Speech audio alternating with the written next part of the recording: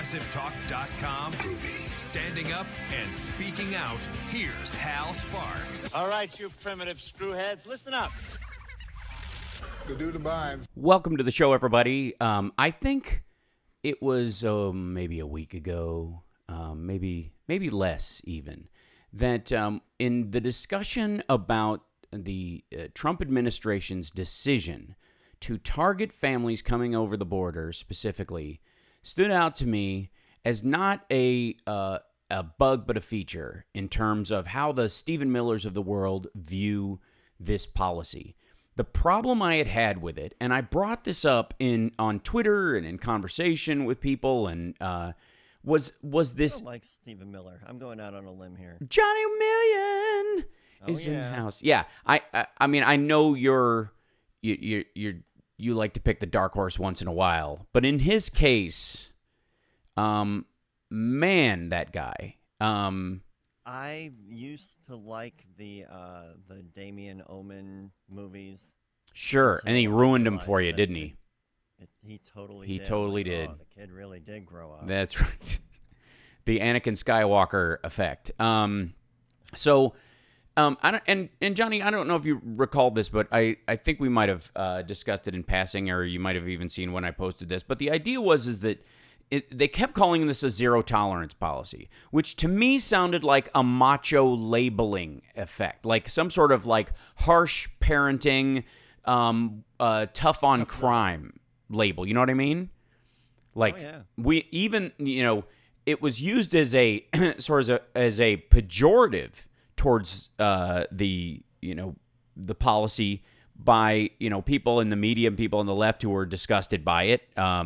People with souls used it as a pejorative, saying this. The Trump administration is operating a zero tolerance policy, which has just the ring of cruelty to it, which is precisely what the White House was hoping for, and in particular.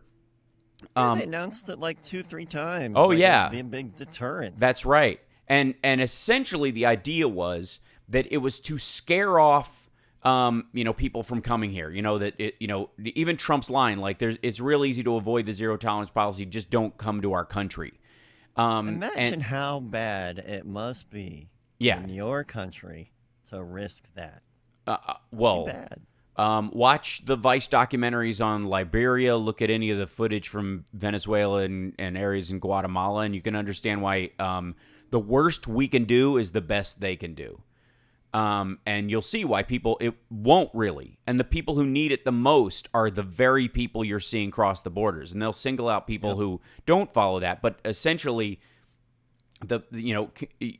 yes, imagine being in a situation, and I guess this isn't that uncommon, where people find themselves so destitute or in such problems with drugs or domestic violence or what have you that they put their child up for adoption. When you put your child up for adoption, there's a process. Usually you pick the place that you will put your child up through adoption. A lot of times it's considered a religious organization with at least the premise that that child will be treated with like a human being. And there will be great devotion taken to making sure that child is cared for well. But it's still a crapshoot. You don't know. You don't know that your child won't be fostered by a monster and found in some sort of situation. So you have to be in a really desperate state to decide I'm going to do that. Well, multiply that by 10, and then understand why these families would walk 1,000 miles to take their child to a place that might put them in a cage, but at least they'll get fed and they won't be sexually assaulted and they won't be forcibly addicted to drugs and handed a machine gun. It's so I don't fault these parents for, even in this circumstance, making the horrifying choice in this circumstance, which is why I don't think this quote unquote zero tolerance thing is a deterrent. It's actually the they're like, we will separate your children, you will leave, but your children will stay. There's an element like, well, they'll be safer there than with me. And what a horrifying life you to find yourself in by accident of birth. to be in a situation where your country is falling apart around you, and you're having to take you're having to bypass Mexico, by the way, because it's not safe, to get your child to the United States, where they will be, at least in theory, caged and educated at best, because America does have a standard that even this president, try as he might, can't fall below. And so my heart breaks for these families who are put in that kind of a situation. But as a parent, if I had a choice between that kind of violence happening to my child and them simply being emotionally damaged, and that was my choices in life, you damn sure I'd go for it. And so as a quote deterrent, I don't buy it. For one, it's just an effort in cruelty. But here's the thing. It's, for the record, the zero tolerance label is like, might as well be just say no or Coke is life. It is a label, right? It is a label. It is simply Coke is life. Yeah, remember Coke is life? Remember the whole big... I thought it was Coke is... I remember Coke is Coke is it. It could have been Coke is... Coke is life was the international one, which always sticks in my head because of the accidental translation problem they had in Japan. I don't know if you heard about that. Years ago, Diet Coke had this Diet Coke is life kind of campaign, and they ran an ad campaign in Japan, and they just kind of...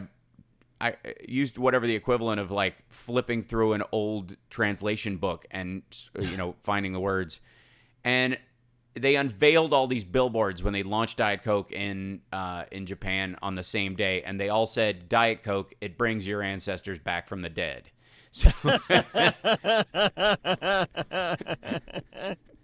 So, yeah, not surprised. That's good stuff. Yeah, it is. And I want to give a shout out real quick to Julie, who's in Siberia right now, who's one of our moderators in the chat room and one of our valuable. So she's gonna try and catch the end of the show, but be around for part of it. That's not like hyperbole. She's really in. She Siberia. really is in Serbia, yeah. And which most of us think was a place that ended in 1994. A series. So Carl is holding down the fort as for us in the chat room today. And thanks to everybody in the chat room for joining us today. Here's the thing. The point I'm trying to make is that the zero tolerance idea, the zero tolerance label, is salesmanship. It has nothing to do with reality, because we find out this week that the zero tolerance policy towards the migrants crossing the border isn't actually zero, according to a new analysis. The Border Control has specifically targeted parents with children for prosecution.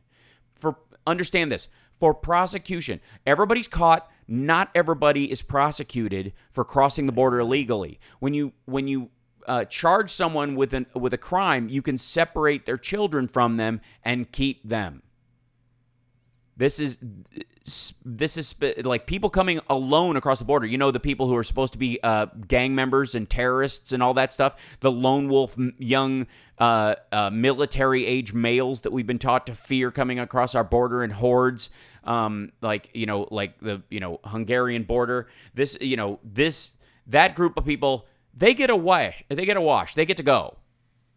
The families, the parents, the mothers and fathers are charged with the crime, and their children can be separated from them at that point. Now, here's the important thing. That person, that parent with children, now has a crime on their record. So even after all this is said and done, even if they do get their children back, even if the White House and the administration fix this, understand this. The plot, the point of this entire plot is not to simply separate these children and enact some sort of PR campaign. All these parents are now ineligible to be legal migrants. They will have been convicted of a crime and returned to their country, so they can't. In the process of 10 years, 20 years trying to get into the country, they now have it on their record. That's what this is about. That's why it's not a zero tolerance policy. It is a plot to limit family migration because of volume of Hispanic people entering the United States and the statistical analysis about the America becoming a majority minority country by 2030. It's all about that. It can be scary, it can be hateful, and all those things, but there is an underlying legal strategy the White House is using. It was dreamed up by the Stephen Millers of the world and the Federalist Society and the Heritage Foundation and the cabal of NRA sycophants that they all hang out with and drink scotch and think up new ways to be horrible. We got to take a break. We'll be back right after this. We're giving away tickets this show. It's one of these shows where we get to do this. We're giving tickets away to see Kristen Chenoweth and Michael Feinstein at Ravinia. So wow. Yeah. So we're like Broadway stuff? Yeah. It's going to be pretty amazing. So I like it when we sent you a picture of mail that you got here at the studio. Oh. Does it tick or smell? That's all. No. That's all I care about the mail. Does it tick or smell? No, not even any white powder on it. Oh, that you checked? What'd you do? Lift up the envelope and go. Nope, this one's good. No, it's good. We're clear. We're clear. Anyways, I got a lot to say. We got to take a break. We'll be back right after this. It's the Hal Sparks radio program, Mega Worldwide on WCPT Radio, Chicago's Progressive Talk. Go to halsparks.tv, watch the stream, like and subscribe on the YouTube page. It really helps us out. You guys are awesome. We'll be back right after this.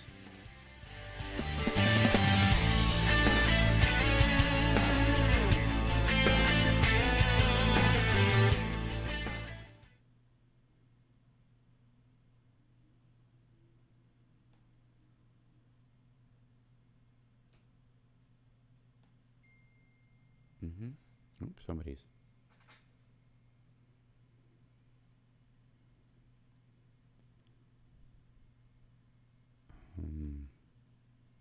I'm looking at, what is this?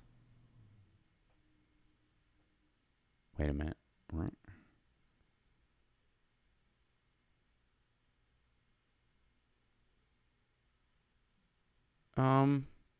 I wouldn't advise it, Johnny, just yet.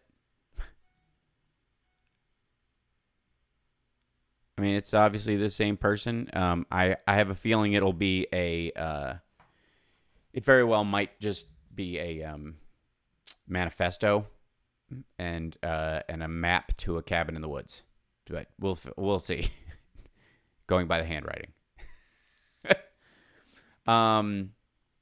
but they might just be lovely. I don't know. I don't want to make any judgments, but yeah. Holy smokes! All right. Let's see. Fixing something. What was I doing? Oh yes, fixing this. And hi, chat room. Be with you in just a second. Adding some stuff. Go live with that. There you go. And now I'm starting to put my show back together. Look at this.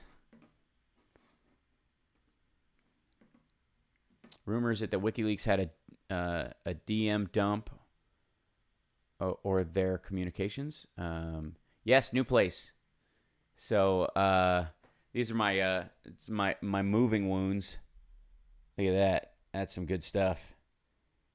That's when moving goes slightly awry. And I got a nice 30 seconds. This guy's good right here. Where is he?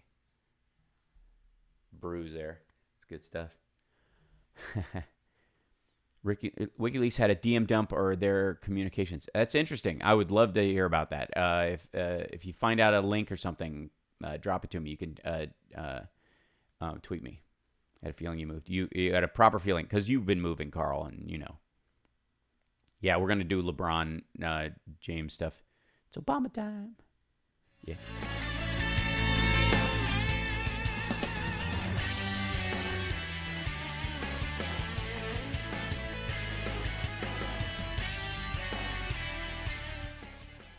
Welcome back to the Hal Sparks Radio program, Mega Worldwide, with 100% more Johnny Million. Can I open this mail? No. Don't open it. Okay. I don't need another emergency in the middle of the show. Like last week, literally the power went out. I don't need you to go. I don't need to like something to go poof into the air, and you're like suddenly. John's like, I don't know what the big deal is. That would be kind of amazing. That would be kind of amazing. Although you'd probably be immune to it or something. That would be the thing. You'd be like, like. You think this is a fog? Yeah, right. That's right. You've got a natural defense like the skin of a honey badger against a cobra. There's nothing it could do. All right, I'm going to save this for when I see you in September. Yeah, for when you have a hazmat suit. Good idea. So there's a couple of things in the chat room's also bringing up that we're going to talk about today, which is the president attacking LeBron James because that makes sense before an election. That's a good move. You can't. Yeah, no. There you go. And then apparently, according rumor has it in our chat room, dragging Michael Jordan into it. Well, that's the I can't be racist. I like Michael Jordan thing. Get it? What the hell? Yeah, that's dude. I have so many black friends. Exactly. It is so transparent, which is probably one of the good things. It's kind of good that it's transparent. Anyways, by the way, I want to read this little piece of copy I got because I want to make sure that people know about the contest that we're going to give away we're giving away a pair of lawn seats and pavilion tickets. So we have 2 giveaways to see Kristen Chenoweth and Michael Feinstein live at Ravinia on Tuesday, August 14th. Doors open at 5 o'clock. Show starts at 8 o'clock. Keep listening to WCPT 820 all summer long for your chance to win a pair of tickets to Ravinia. There's lots of different contests and shows. I happen to know that there's a couple of Martins around the corner that are also part of this. Yeah, I'm not giving the tickets away, but somebody else on the network is, so I'm just saying. And I've seen that show, and it's awesome. Contests running on WCPT 820 are open to listeners 18 and older and residents of the greater Chicagoland, northwestern Indiana area. Complete rules are available on our website at WCPT820.com by clicking the contest tab, just in case you get all excited because you won. You're like, oh, no.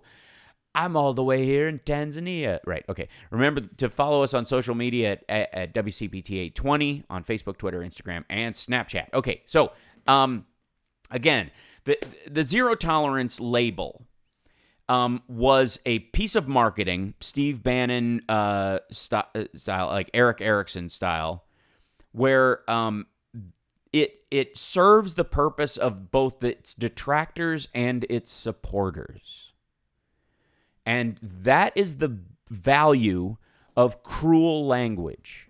Cruel language, when your intent is to be cruel or you simply do not care if you are cruel, means that your opponents are effectively, according to your labeling and the branding that you are attempting to manage, calling you tough.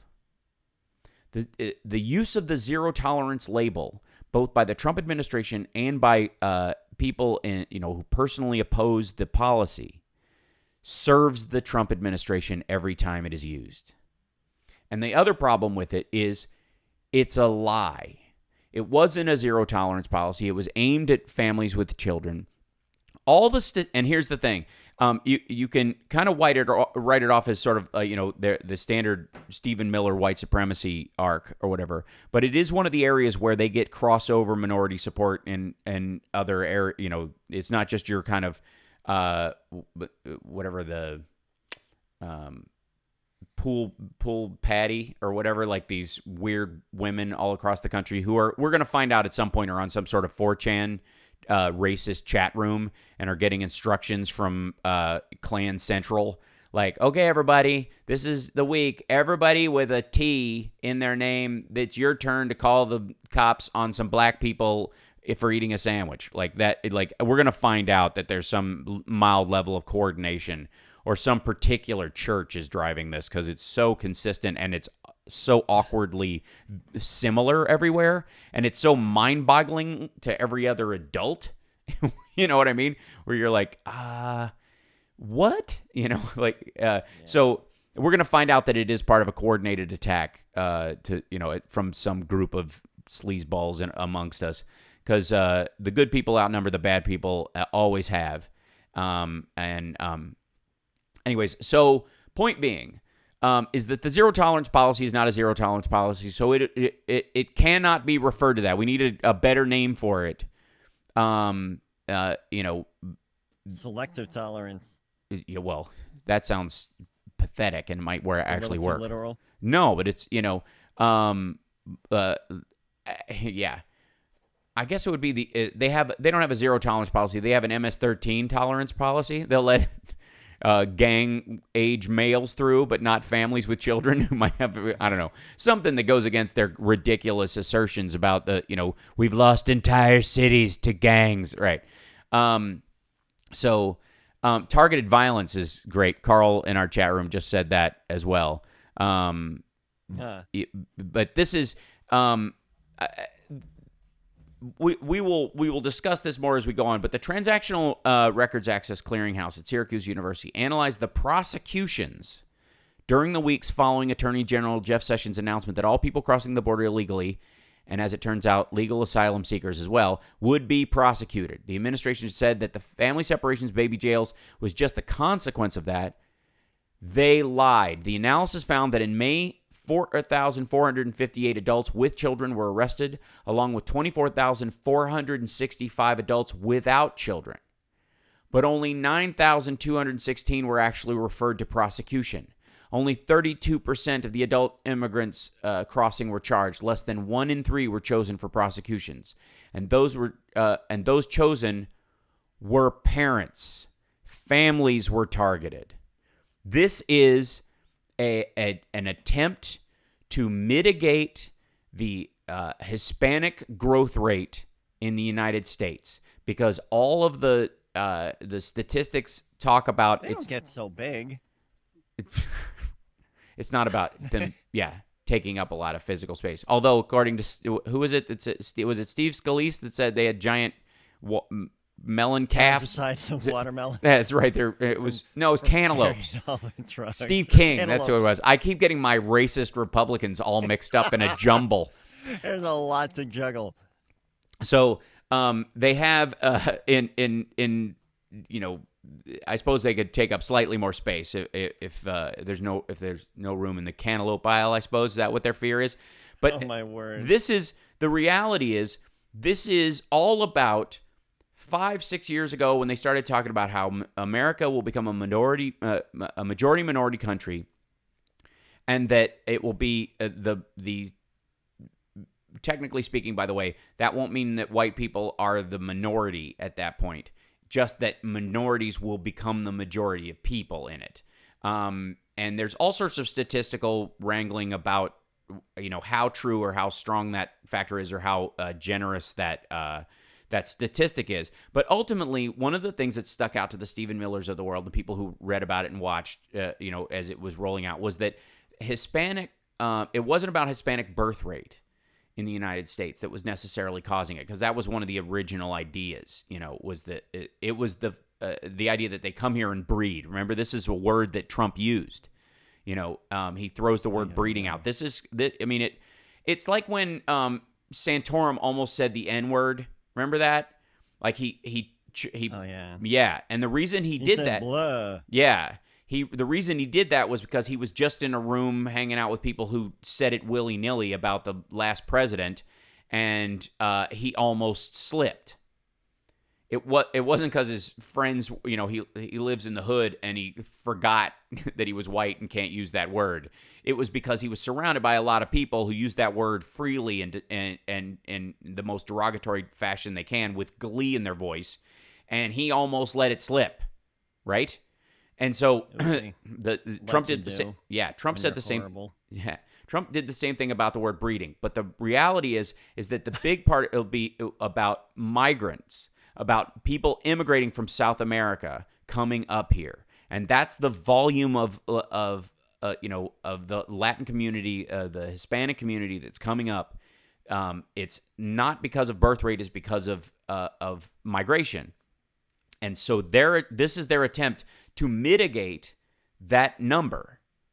We got to take another break. We'll be back right after this. I want to talk about the LeBron James issue, and I also want to talk about the Manafort. I I mean, he's one white Bronco. Fun times. Happy fun times. Yes, one white Bronco away from making this the second funniest trial in American history. Is that a euphemism? Manafort's a big white Bronco. He is. He is. He's the big white Bronco in this argument or whatever. I'm not saying the first funniest was the OJ one. There's another one, but we'll talk about that on the other side. We'll be back. It's the Hal Sparks Radio Program, Mega Worldwide.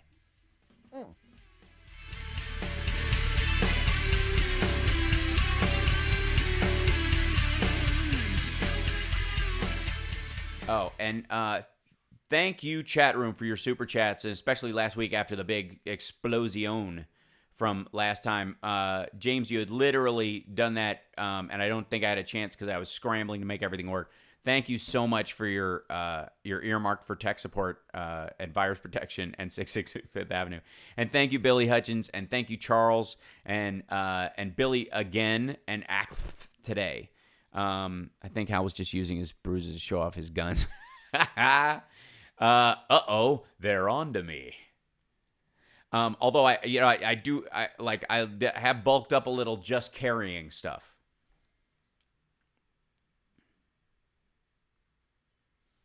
I think it's just carrying all my crap. Let's see. Steph Curry in the playoffs, and I had to hate LeBron during the playoffs, but I love what he does for his community.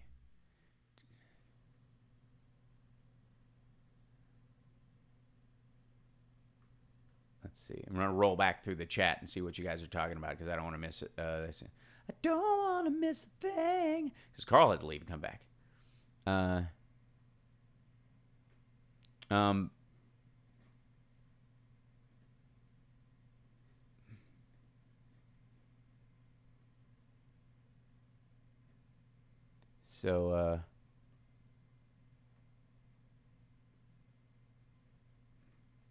That's a go.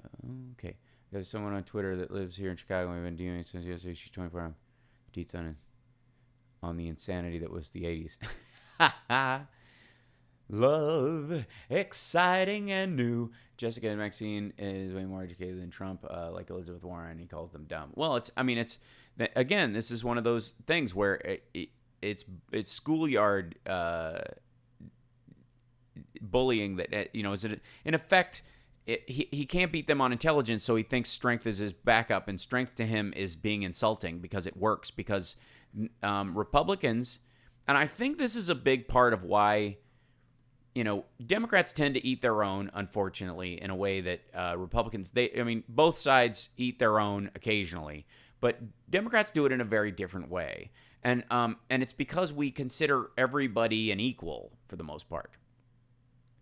Republicans eat their own because it's a hierarchical system, and it's like being the silverback in the circumstance. So they'll let somebody get to the front who will eat the others, and that's an example of toughness to them. And Trump is especially that way. Like he's totally a marshmallow of a human being, but he likes the illusion of toughness.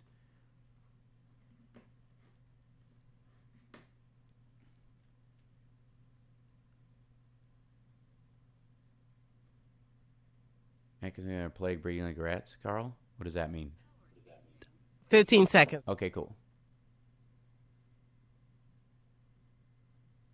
All right, so he's cooperating with the Ortega regime, facilitating deportation of Nicaraguans, sending them back to Nicaragua. Yeah.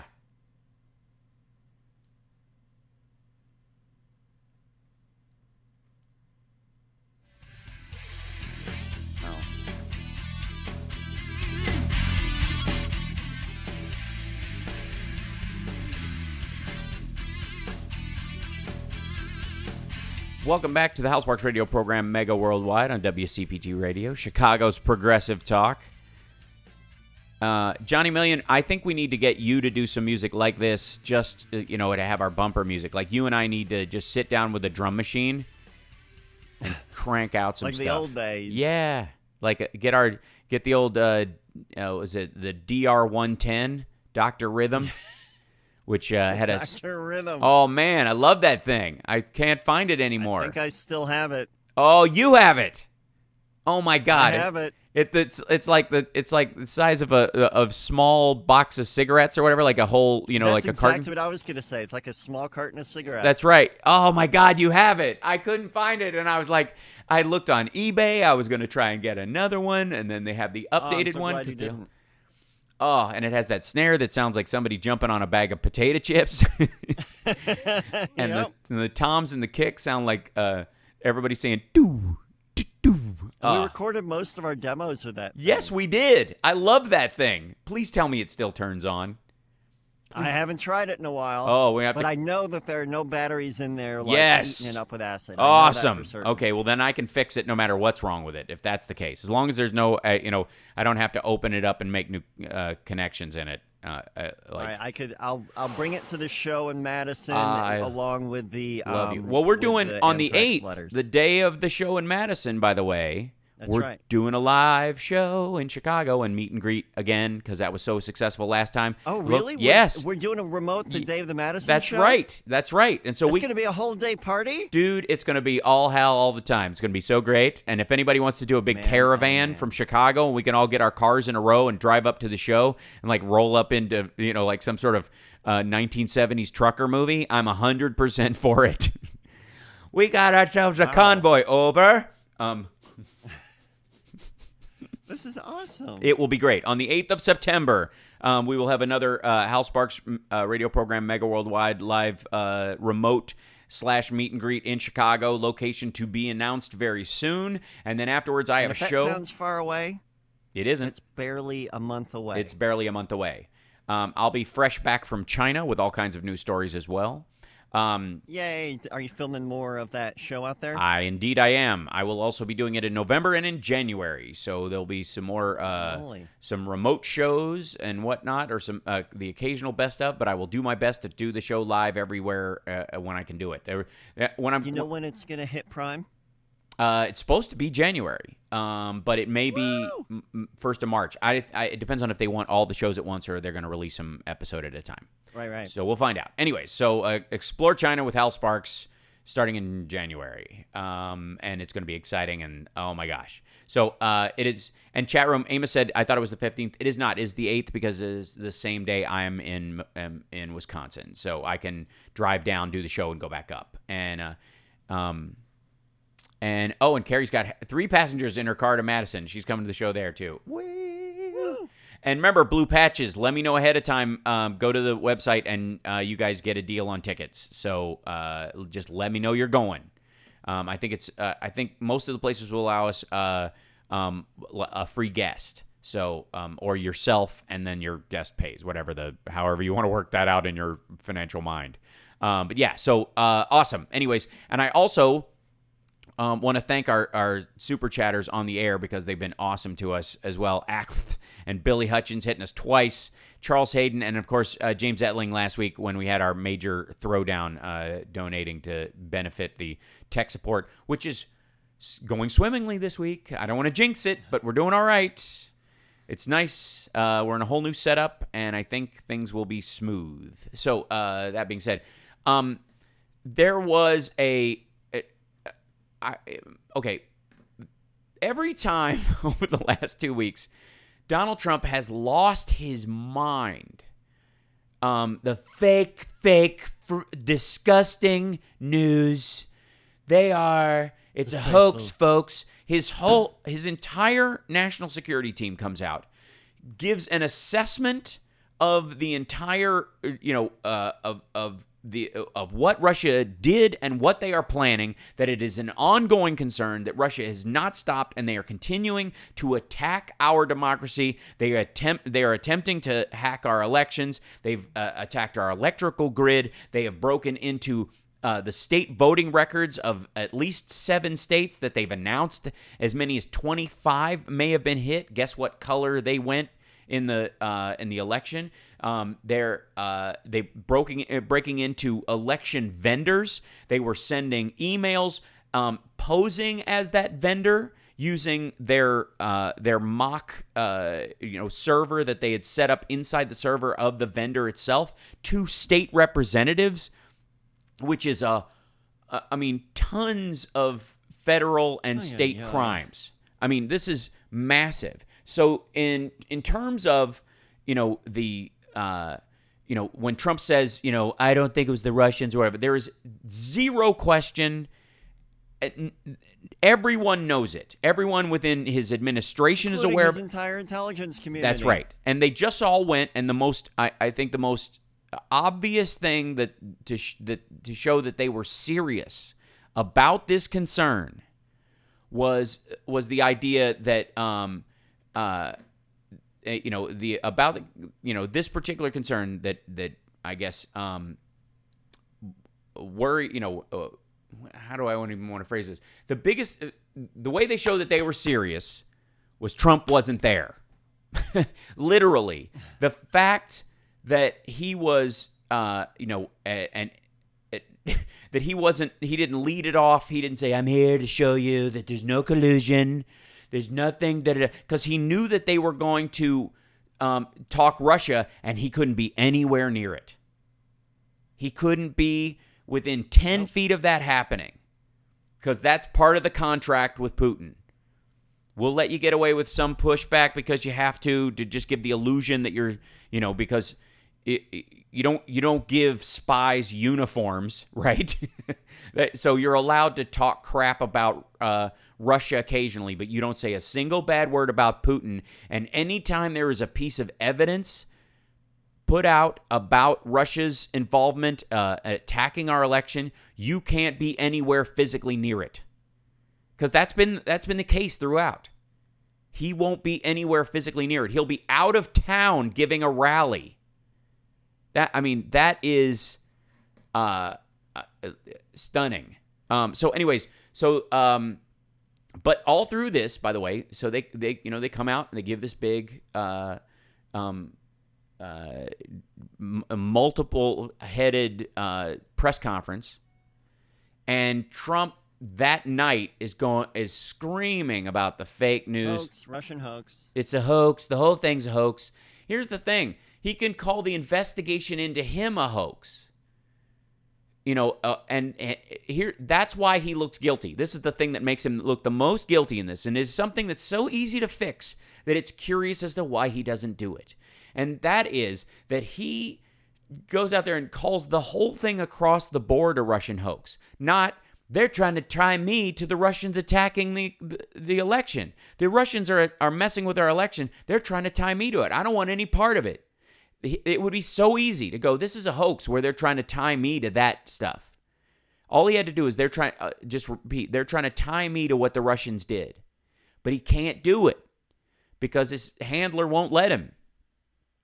I mean, it is quite amazing that they're, you watching sometimes what people say, but also watching what people can't say or won't say.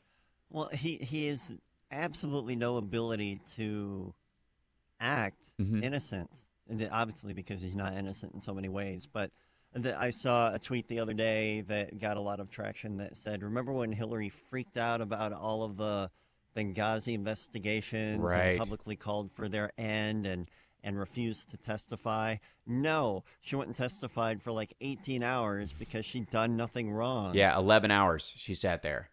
And they still haven't. One day. Yeah, and they still haven't managed to find anything. Literally, this is the standard on which the Republicans operate right now, and currently there is they are operating as if there was this whole idea that the deep state runs thing while Trump is just flapping out in the wind. Who cares? Or they're attacking what he wants, right? And the reality, though, is that Trump himself likes to think he's in charge, and they now know, like a lot of world leaders, that if they just let him think he stops caring about stuff. But the minute he finds out he's not in charge of stuff, that's what does him in. And so he starts freaking out at these things because he doesn't have the control over the government that he thought he did. I think they spent so much time saying that Obama was ruling like a dictator and shoving legislation down our throats that old erotic imagery they seem to cling to oddly enough. These are the two, right? These are the two things they said about Obama, which were false. But I think they said them so many times that they believe them, and now I think that's part of Trump's internal strategy is that he repeats his own lies to himself until he believes them. Right. He literally hypnotizes himself with idiocy. But the point is that they told this lie about Obama so many times that they believed that he was running things like a dictator. So that made them believe that once he got in, he could do it too. And then he gets in and finds out, oh, actually Obama had dozens of hearings and about the Affordable Care Act, and they hashed it out forever, and they talked to governors, and they did roundtables and all this kind of stuff. And now he's frustrated. Now he's angry that he has to actually follow the rule of law, and he's really angry that Jeff Sessions had to recuse himself because he put somebody from his campaign in charge of the Justice Department to protect himself, and that's illegal. So the guy had to say no because he doesn't want to go down in history as a Benedict Arnold. He'd rather go down as an old racist white guy from the South. But, better that than an old racist white guy from the South with no integrity. This is the choice that Jeff Sessions has to morally make in his own head. But that's what's making Trump so angry, is that he thought he would be able to control this. We got to take a break. We'll be back right after this. It's the Hal Sparks radio program, Mega Worldwide. That's right. I jumped off too quickly, didn't I? Scared you. Where's the music button? He just jumps off. He gets on these chairs. Yeah, there we go.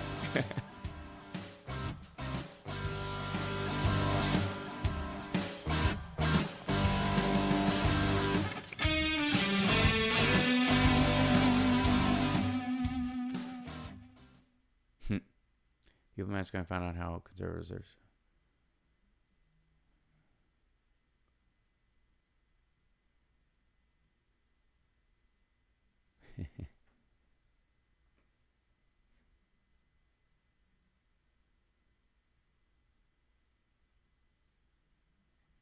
Yeah.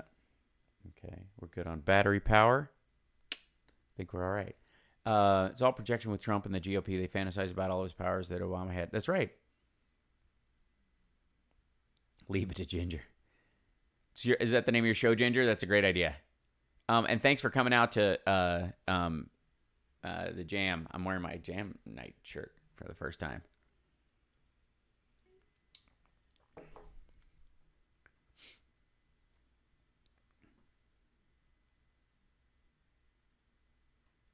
Let's see, I'm back. Oh, the broodmares for the Duggar clan. Yeah, well, that's where, we've talked about that. Hello. We've talked about how those trolls just keep probing the dew line, don't they? Yeah, they're a fun bunch, and they'll seed in and act normal for a little while. So keep an eye out, and that's what happens too. And then people are like, they allowed this person to be in the chat room, and I'm offended that the 19th thing they said was not erased because it went by without knowing, because it was written in Swahili. It was racist, and no one knew what it said, and then it was grayed out. And I don't know what character that is, but I like it. The House Power Fountain. Look at that, Amos. Look at that. That's sweet. Oh, we're coming back. 25 seconds. I can always tell when we're coming back because I can hear my echo of the speaker in the room.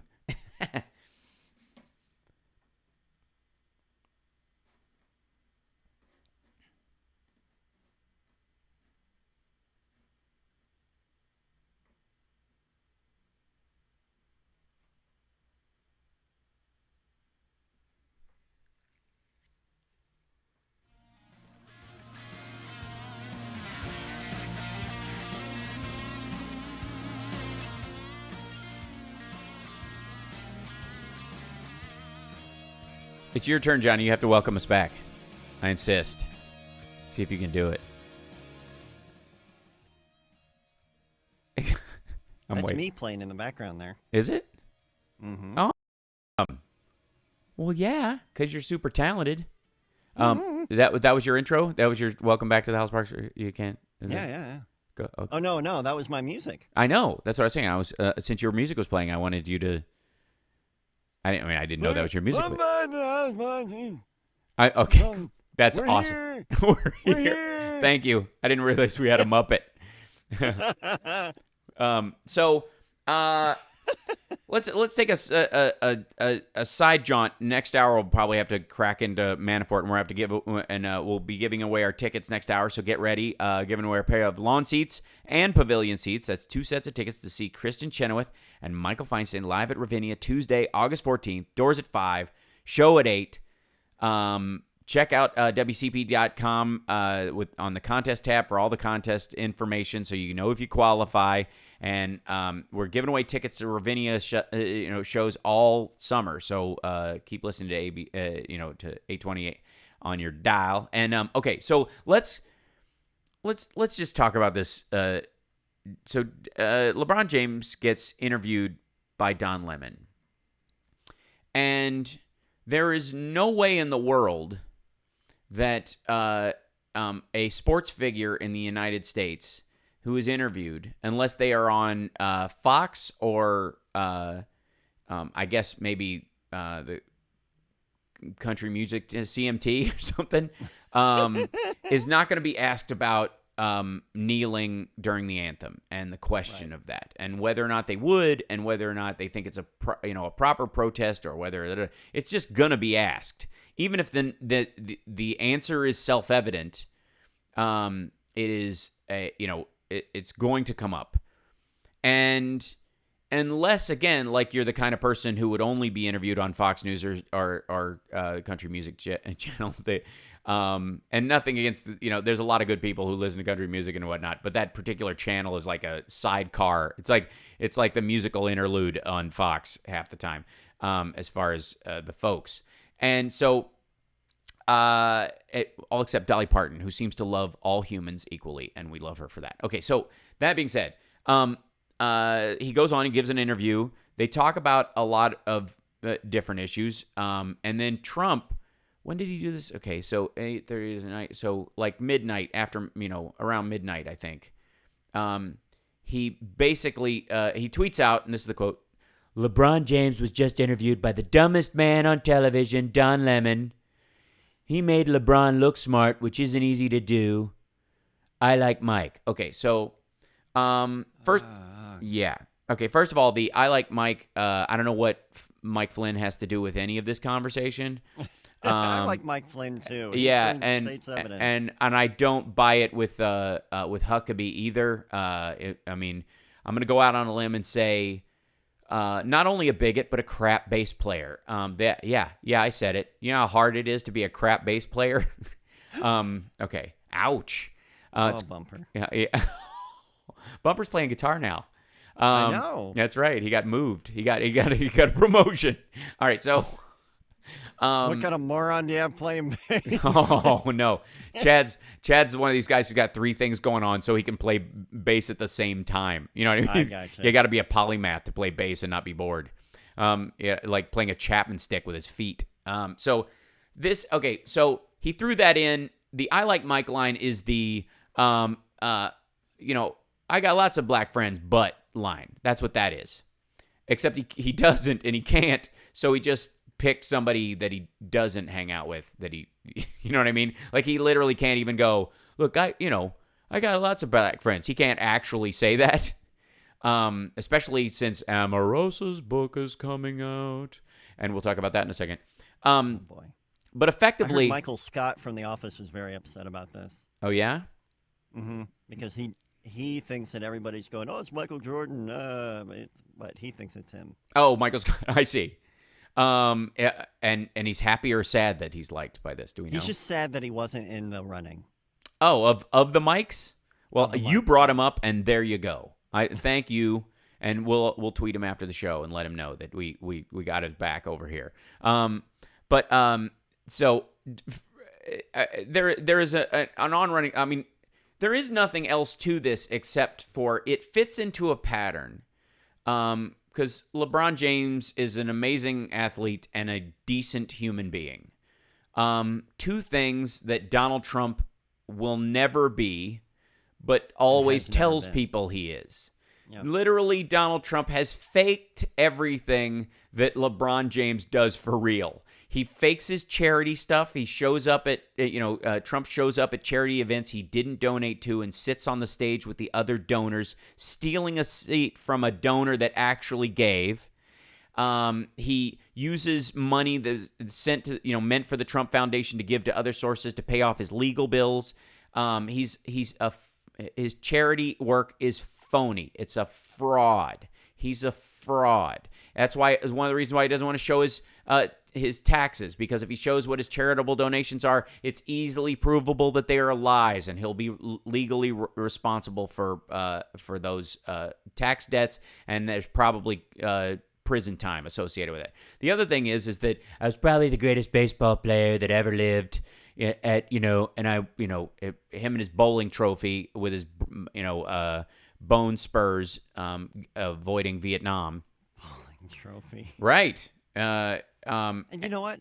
I don't know if this is unpopular or not, but I think LeBron James was hysterical in Trainwreck. Well, there you go. All right. I don't know. I didn't see it, so I will take your word for it. I recommend it. Yeah. So point being is that this is an opportunistic moment for Donald Trump to throw just excrement at the walls, and then he's like somebody who's trying to get out of a lease by putting a fish in the garbage disposal, and and saying it's broken, and then like shoving them into, like, opening up a piece of the drywall and putting fish in the drywall and shutting it, and like painting over it, and then going, "This place reeks. I want out of my lease." Up a lot of details to just be making this up. I had a violator during the 90s, during the Sisyphus years, when I had a string of bad representation, but I kept going anyways because that's what you do. Put a lot of fish in drywall. No, one of my managers kept moving her office, and I couldn't figure out why. And I found out later that she never paid rent at any of the places, and she would bug out by calling the fire department or doing some sort of shenanigans, to make it look like the place was physically unsafe. Like, she would paint the window shut near the fire escape. Holy moly! Yeah. And then go, "This has been painted shut, and this is da-da-da," and call the fire department and go, "This is the problem with this place," and have them register it. And then they would go to the manager, and the manager would go, "What are you talking about? I don't know." And then she'd do it again. Like, they fixed it, they came in, they painted the rooms, and then they painted the windows shut again. Like, that kind of thing. And then they basically let her go, and then she never, like, that kind of stuff. That happens quite often. Anyways, so people do that stuff. So what I'm saying is that's what Trump looks like trying to get out of the Mueller investigation. He looks like an idiot trying to get out of the lease without paying anything. Oh, hey. Everything That's right. It's kind of like a blues song. That's right. I'm trying to get out of this Mueller thing. It's a big old wish hunt. I got myself into a rhyme cul-de-sac just then. We'll be back right after this. I want to talk obviously about the Manafort trial, and then the judge's ruling on DACA and the family reunification is a huge step forward for the legal side of this. But if Kavanaugh gets through, will it matter? We'll be back.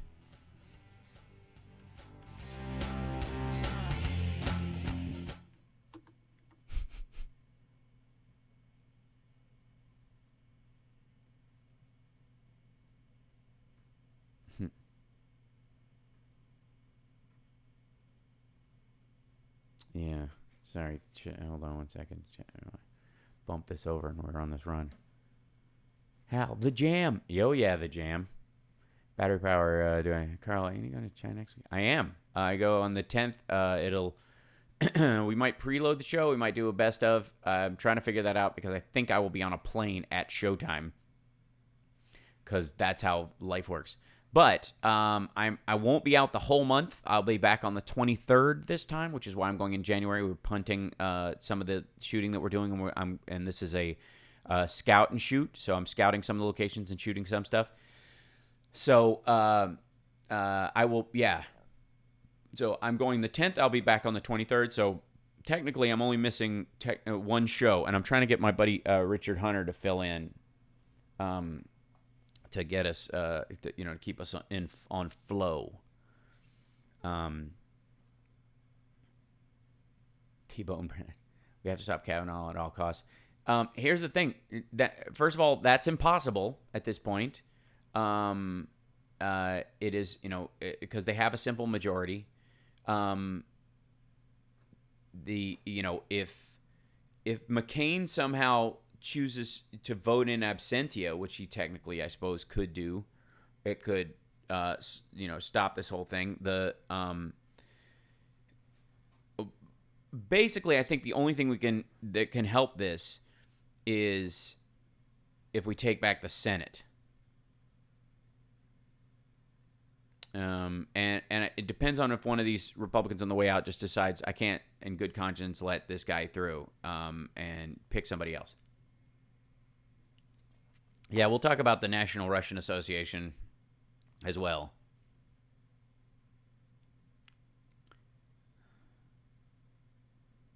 Yeah, Flake is leaving. It might be that, some of these guys just avoid so the vote is impossible. Or if they don't, they can literally, watch for his plane to break down. That wouldn't be surprising at all. Somebody gets really sick right away and can't vote, and then the Democrats have a majority in the Senate just to stop this temporarily. Yeah. QAnon. Oh my God, is that a bunch of garbage? That's hilarious. It's tough. If it'll decline, we have to hold the votes mentioned high camp plus get Republican defectors or delay until we get a majority in January. That's right. Flake is QAnon. That's hilarious. If he's that, Manchurian, what am I talking about? If Flake is, that manipulative, if he's that much of a Rasputin in this, or Machiavellian, I guess is the word I'm looking for. If he's that Machiavellian, that would be amazing. So, I don't give him that much credit, but holy smokes. Chuck Schumer needs to do his damn job and keep these centrist Dems in line. I've heard that line. The problem with it is that he doesn't keep them in line. Their voters do. And no amount of, we're not going to give you money to get reelected none of that is true because they can't afford to not get somebody. And they can't, in these areas, somebody's not going to be able to primary them from the left. Any of the red state Dems aren't going to get primaried from the left and actually win. If they get primaried from the left, the Dems lose the seat, period, end of story. So that, that's the line that's being walked. And it's, whose fault it is? It's our fault. It's Democrats' fault. It's voters' fault. Because the margin should not be this slim. The margin should never be this slim. Not ever. And anytime people start talking about third party, or we've got to, or even to some degrees, this letting Sanders as an independent be a Democrat temporarily and then going back to an independent is a stupid plan. If he's going to caucus with the Democrats, he should be a Democrat. But he can't in Vermont because he won't get elected as a Democrat. He'll only get elected as an independent. He's using the same tactic a centrist Dem does. He just does it through labeling. So we can't even start talking about brooming centrists, unfortunately, until we have a 60-vote majority in the Senate, and that takes work. Yeah.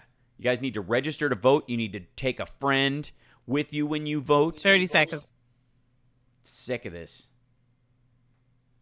This idea that somehow Schumer's the problem when he's operating on a hair's breadth margin that we left him because everybody was like, well, I didn't like, Obama wasn't that great. And you're like, Bill Press, give me a break. Yeah, yes, absolutely. Everybody, Ginger brought up a great point. Check your registration status. You're listening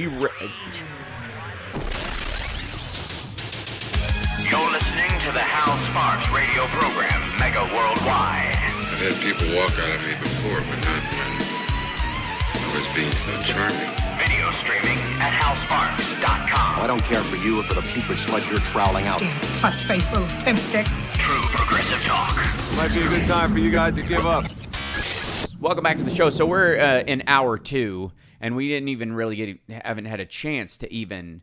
we ain't talked about nothing. Yeah. We haven't talked about Manafort yet and his ostrich coat, which, who would have... I was so disappointed when I saw the ostrich coat. And it didn't have the head still on it, you mean? Like it didn't actually... Or feathers. I was expecting like a Bjork thing. Yeah, I know.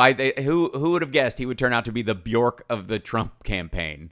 And Google Bjork Swan. Yeah, and you'll know what we're talking about if you don't already. And if you don't already, you got to get out. Phone. Get out more. Yeah, don't.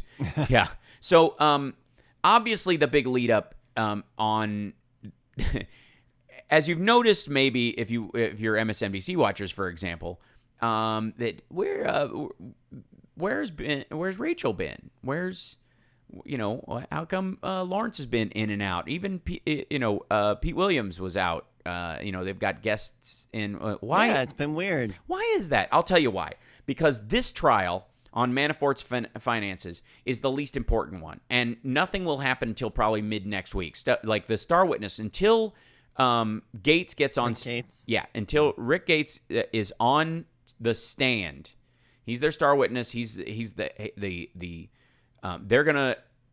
there's two big things that happen. When Rick Gates gets on the stand and we hear what he knows from the prosecution standpoint. When the prosecution comes out and lays out their case through Rick Gates and makes him testify against Manafort. And then the best part, and this is integral, is Manafort's lawyers and the defense's response.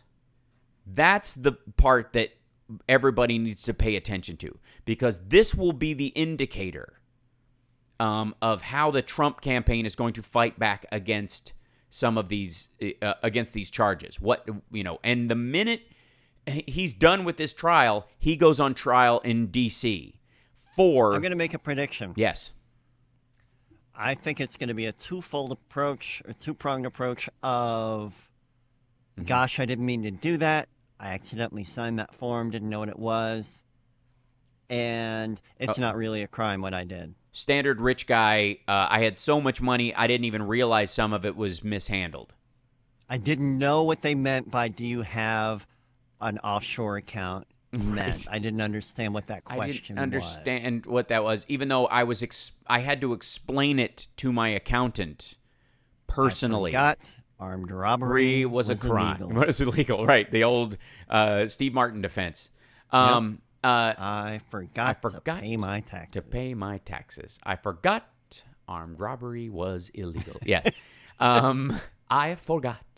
And which was, I think, a reference to... Was that a Reagan reference at that point? No, it was too early to be one of those. Yeah. But it was very prescient. I don't recall. Yeah. So let's they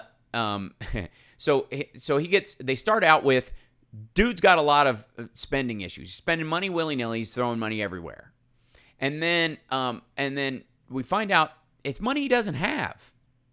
Because he doesn't have this kind of money. And this is the point where the jurors will all go, well, what was he spending? Obviously, there was money in an account someplace. He was. How when you go to a store and say, I would like to pay for this with my direct financial wire from the Greek islands. Right. Yeah, when you do that. Sign here. Well, I don't really have a card to swipe. Here's what I needed to know. Yeah, and I'm pretty sure Capital One would call you personally or send you a text like, someone just bought an ostrich jacket with your, is that you? Because you seem like a dumpy old man who has no business wearing a bomber jacket to see Styx live at the Garden, or whoever. That was the other guy who was sleeping with what was Bettina. this Styx thing? We'll talk about Styx in a minute, because it's sad that Styx gets dragged into this on that end, because Styx is awesome. I'm leaving. But there is a little bit of, oh, mama, I'm in fear for my life. Yeah, and Tommy Shaw's still in the band. That's perfect. That's right. They should play that at Trump's opening and not let him know, because they were. Yeah. So anyway, so they the first thing they do is go, hey, this dude's spending a lot of money, and then they go, hey, this dude doesn't have a lot of money. Which means one of two things. Either he's defrauding the places he's purchasing from, meaning that he's writing bad checks, which we know he didn't do because the checks passed, or he's committing tax fraud, saying to the government, I don't have any money. Yeah, the accountant came back and said, hey, here's your tax bill. And then Rick Gates apparently said, yeah, he doesn't have that money. Yeah, that money. So here's what we're going to do. Yeah. We're going to pretend that the people who gave him a $1.5 million loan before, that they said it's cool. And we're going to date that 10 months ago. Yeah, see, they said it was cool. Yeah. You don't really owe us that money. Right. You're okay. Yeah. And so it's so simple. It's so much easier to do your taxes when you have millions of dollars flowing in from foreign banks under the table. Amazing. Isn't it? And especially when and I love that her defense was, the firm was afraid of losing his account. That's a thing, though. That is a thing. That is like that gray area of like, how illegal can I let this get without getting myself underneath the scrutiny? Yeah, suddenly it's Hal Holbrook in the firm, right? You know. Literally, they're going like they were laundering money for the mob and operating, and they got them on billing, right? So there's like, just watch The Firm again, and you're like, oh my god, this is so happening right now, you know? Yeah. It's not sexy, but it's got teeth, right? So so Manafort's, and the next Monday will be about he wasn't broke, it's just that all of his money was off the books. He was a thieving, lying bastard who was hiding, money from foreign entities from the U.S. government, not paying taxes on it. And P.S., I want you guys, everybody in the jury, to think about how much tax you pay. Think real quick. Think about how much taxes you pay and understand that he didn't pay any on any of this money. Millions of dollars. He didn't pay any taxes on his ostrich jacket. Sales tax, I suppose. I don't know what sales tax on that is, but that certainly came from the Cyprus money that he made without paying taxes on in the first place. You're okay. That's they had the Taylors come in and testify. That's how he paid for that garbage. You're right. Yeah. And so I want you and the jury, remember how much taxes you paid over the course of your life, and know that this guy tried to get out of it. And while he's been doing it, he's been adding $3 million worth of additions to all of his houses. And he's, Edward in our chat room is going, did you get a refund? You know what? I wouldn't put it past him. It's one of those things. Yes. And Brad in our chat room's closing arguments by Hal Sparks. Exactly. This is the closing argument. Think about all the taxes you paid. I thought he said clothing argument. Yes, that's honestly what it is. That's right. Hopefully the prosecution's star lawyer does not have a speech impediment. Time for clothing argument.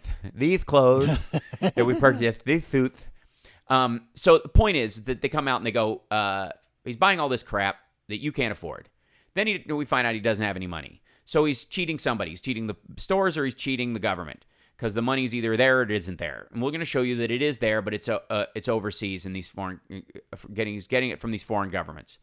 And we're going to convict him on this. And this conviction is going to show up as evidence in his Washington trial for his violations of the Foreign Agent Registration Act. That's how this is going to go down. Because there is no way he's not getting convicted on bank fraud and on tax evasion. It's just not going to happen. Not without like multiple bomb threats.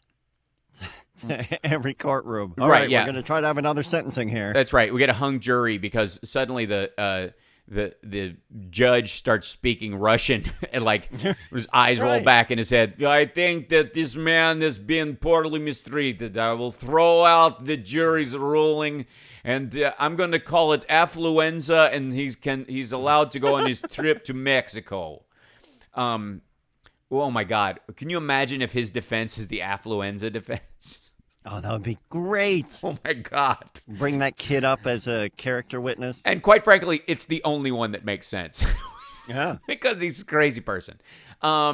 So we got to take a break. When we come back, I want to talk about what the real trial is about.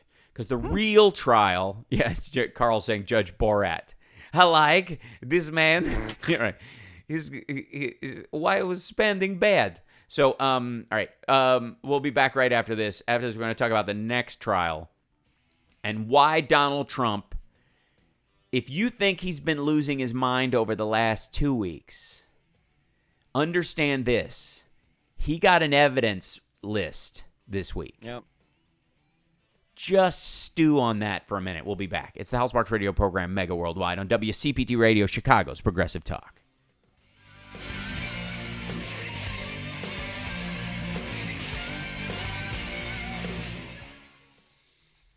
Oh my gosh. The Twinkie defense. Yeah, like Trump's going to be the 12 Diet Coke defense. That's my theory, Lord Dracul and Brad. Yeah.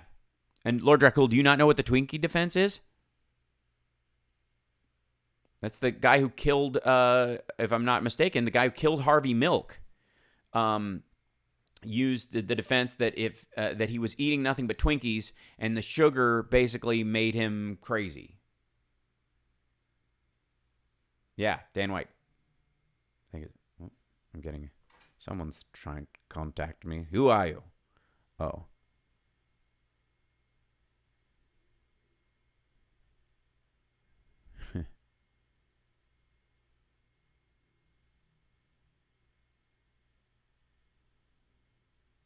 CNN on Saturday mocked President Trump for tweeting about an interview on the network.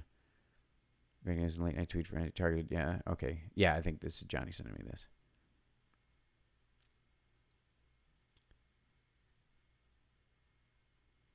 Oh.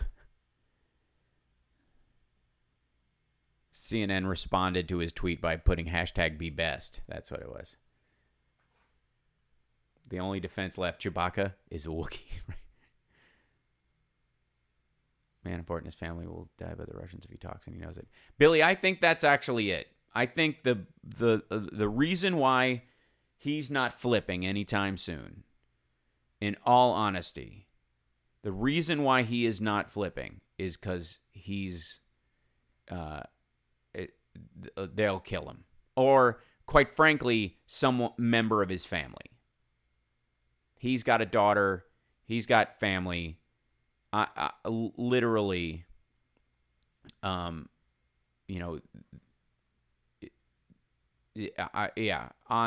I think that's it. 25 seconds. Okay.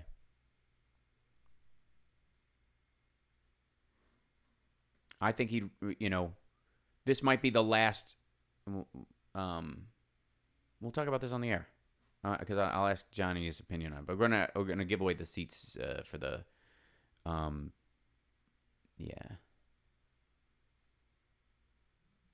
lawns. We'll give away the lawn seats first and the pavilion seats next.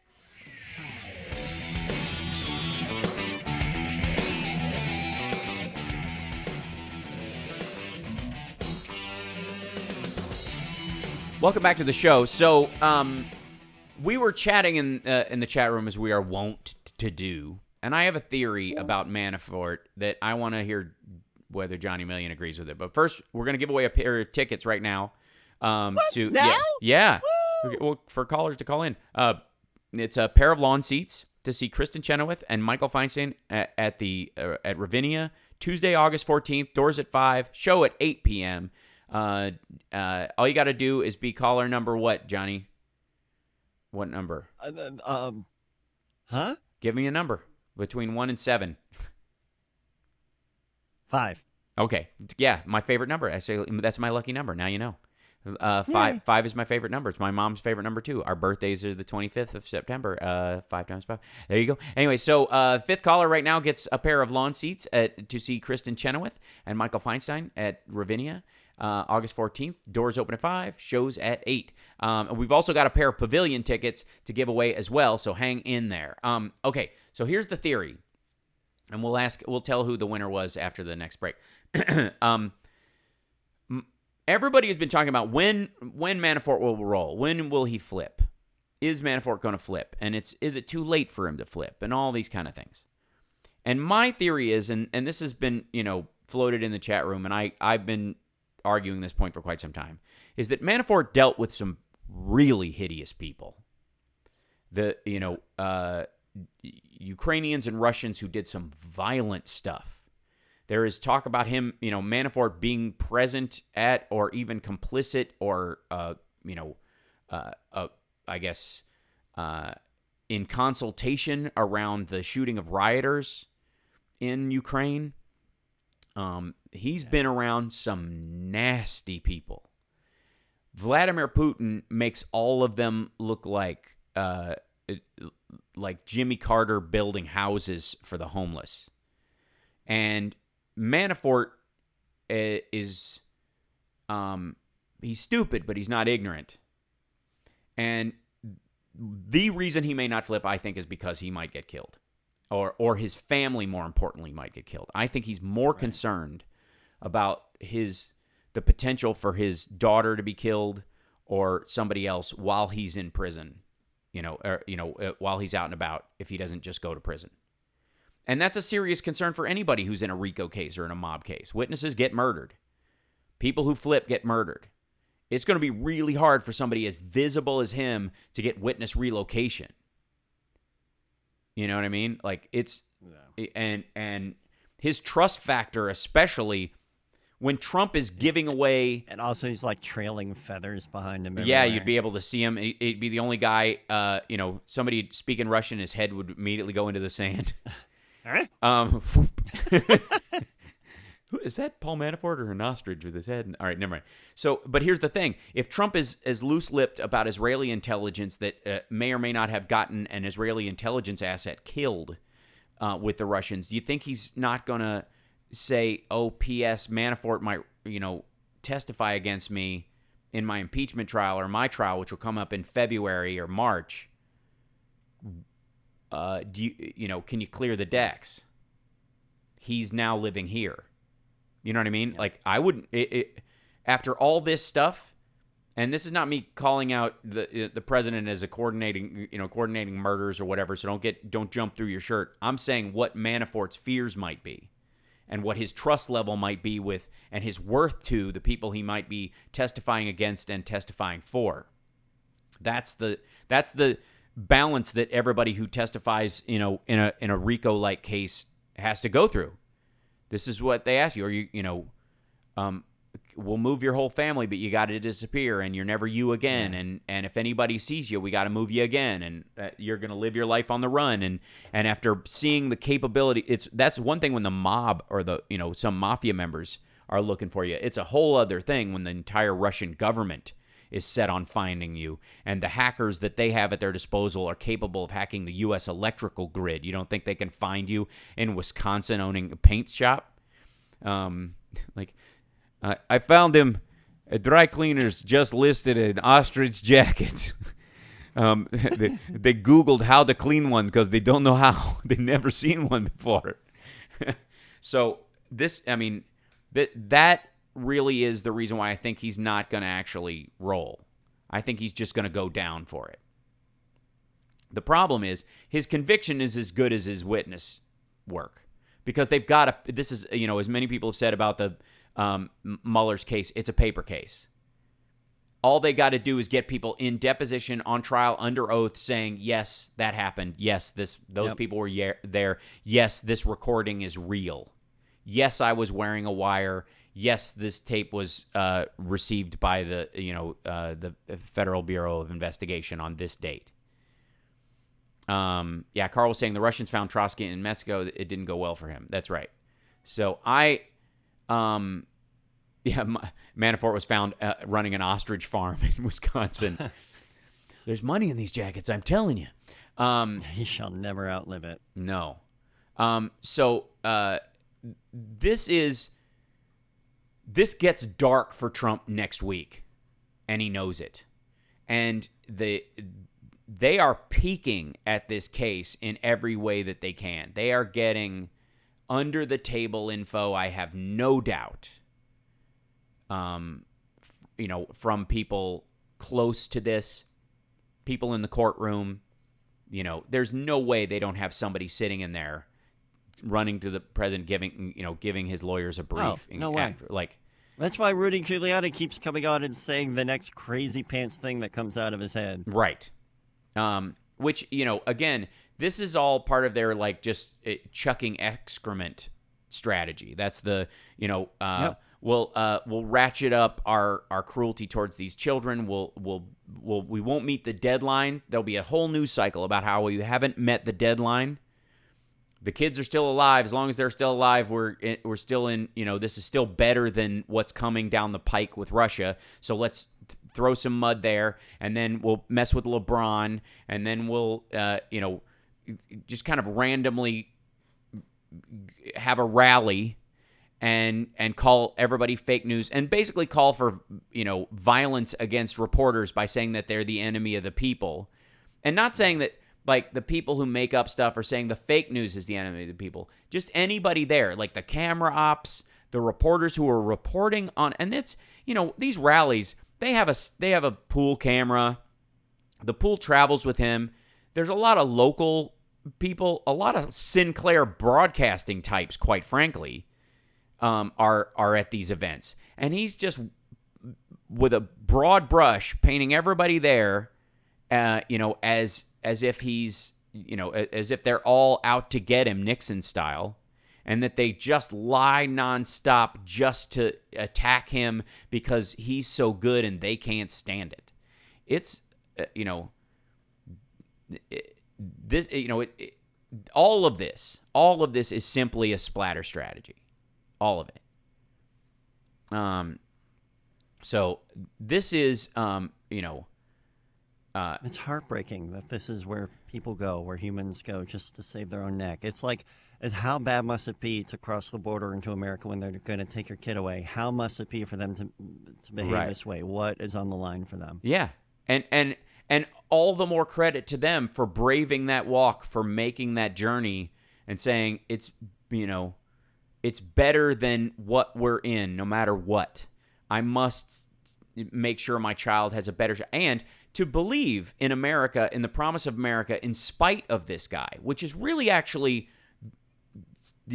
one bright shining light out of this whole thing, is that a lot of people that are still coming to the country know that our Constitution and our rule of law is strong. That's why it's making Trump so angry. It's why he's not getting away with stuff, because while they get the reports of all these separations happening, they also see all the news reports of us as people, as citizens, going, this is wrong. And, this is,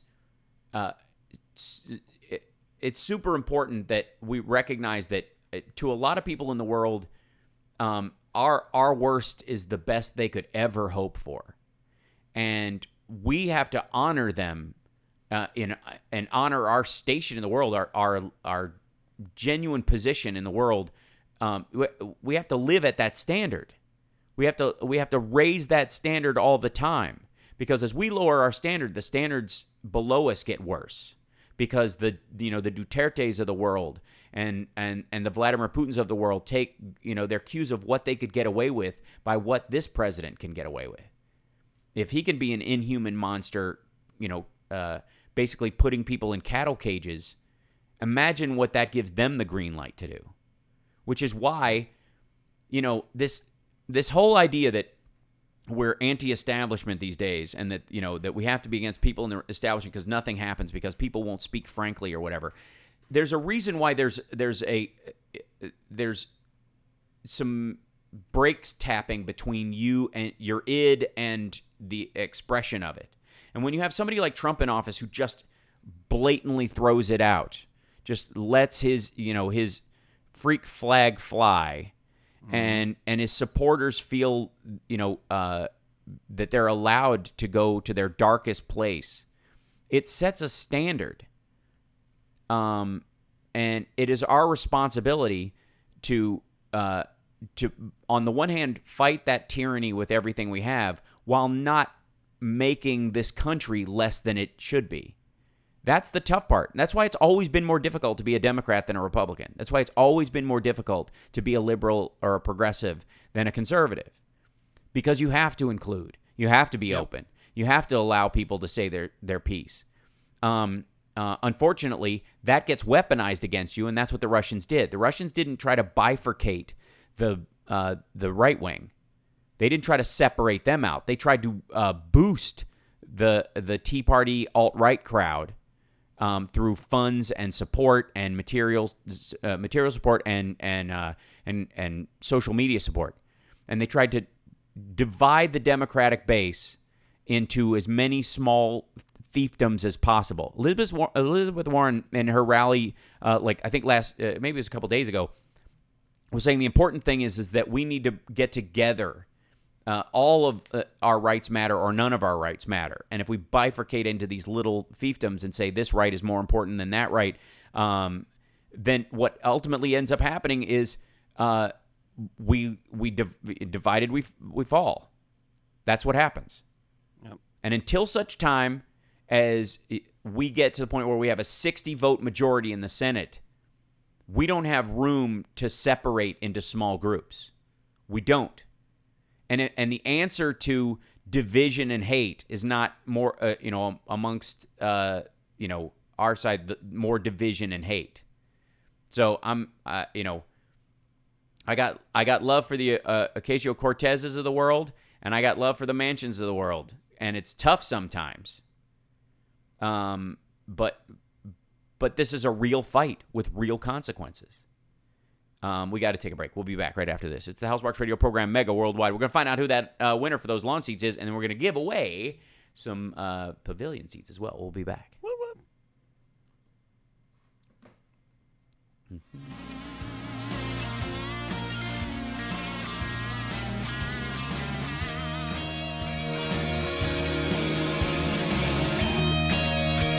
How you doing, chat room?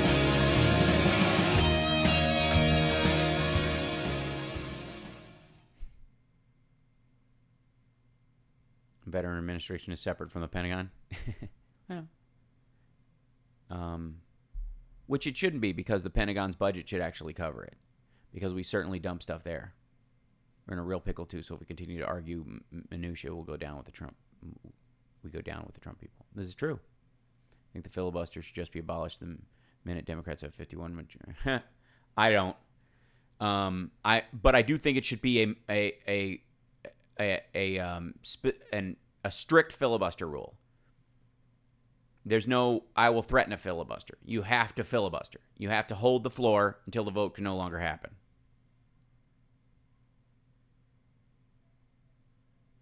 See the billboard of 45 of the Russians? I have not, but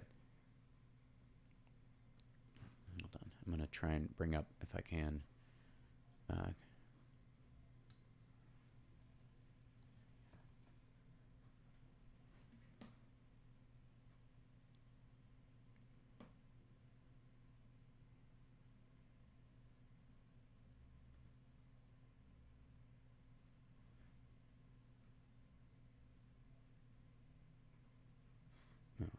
Do it. Let's see. I don't need that.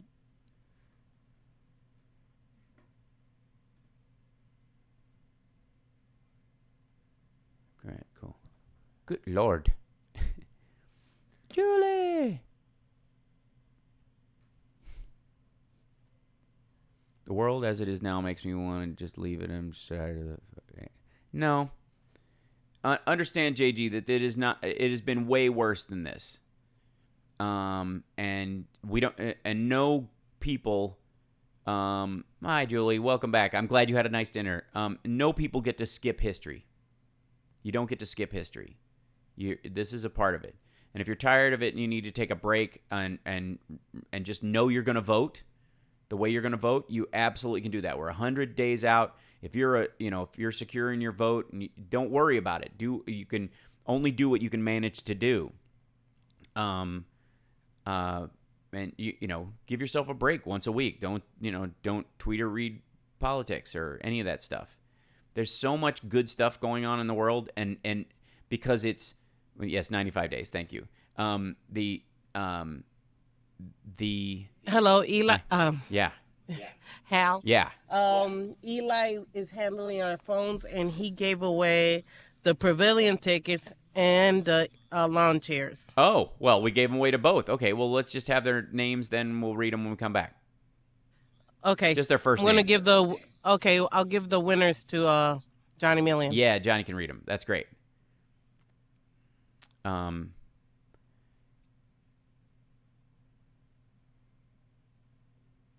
20 seconds. Okay, cool. Jay, the one thing I would really say is that look at any situation. Look at the the Parkland situation. One shooter, and all those kids are wonderful. One bad kid, and every other kid has been so amazing. And so, the fight gets tough at times, but...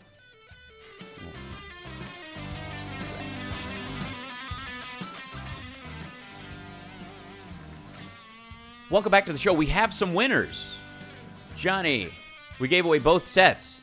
There was just so much phonage going on that the calls came pouring in. We ended up giving away both sets of tickets already. That's awesome. Well, we gave away lawn tickets and pavilion tickets to see Michael Feinstein and Kristen Chenoweth at the Ravinia Festival.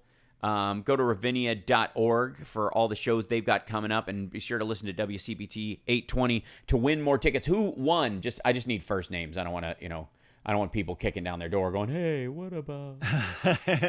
Well, I'll start with the address. Okay. Yeah, right. That's a good idea. What's their ISP? Right. That's right. So we've got Debbie from Chicago won the lawn seats. Nice. Her phone number is... Right. So congrats, Debbie. And from Dwight, Illinois, Jennifer and Brad won the pavilion ticket. Oh, that's great. Well, congrats to you guys. I hope you enjoy the show.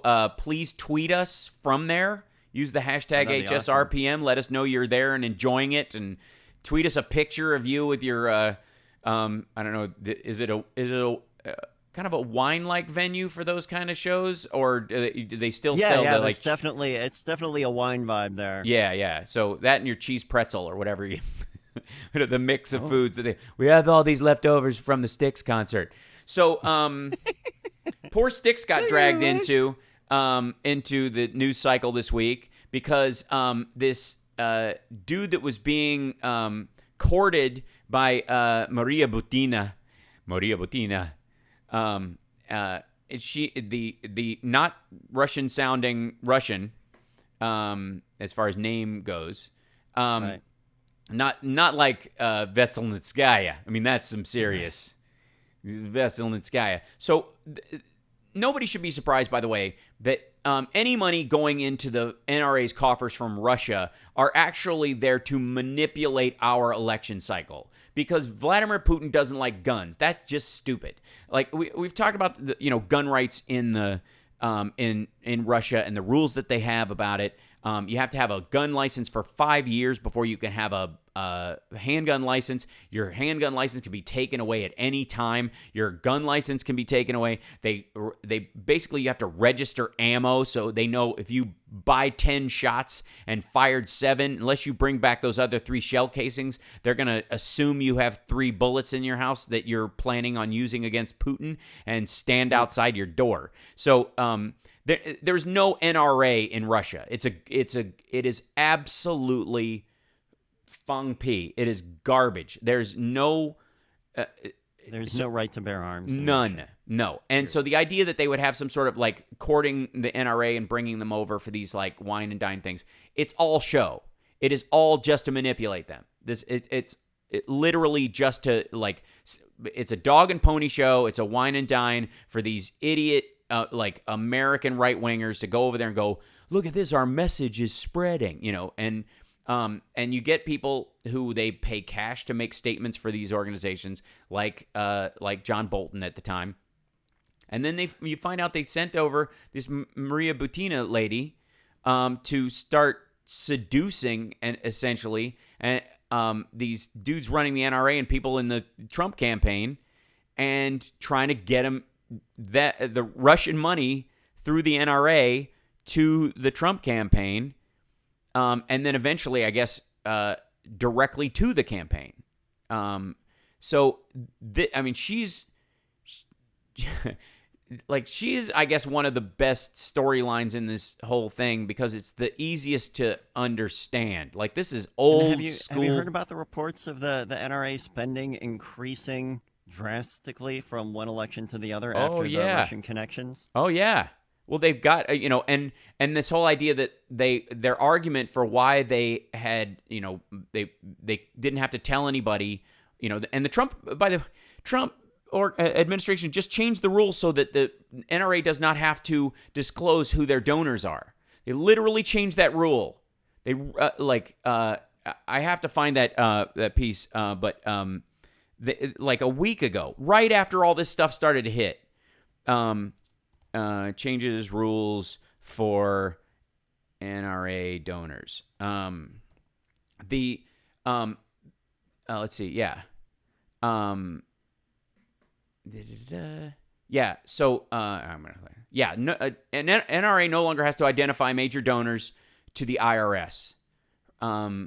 So this that's ridiculous. They just changed this rule right as Maria Butina is being snatched up in an obvious situation where they are going to. And by the way, it is still illegal for the NRA to take foreign money and filter it to campaigns. So even if they broke, them not having to disclose means they don't have to publicly disclose it.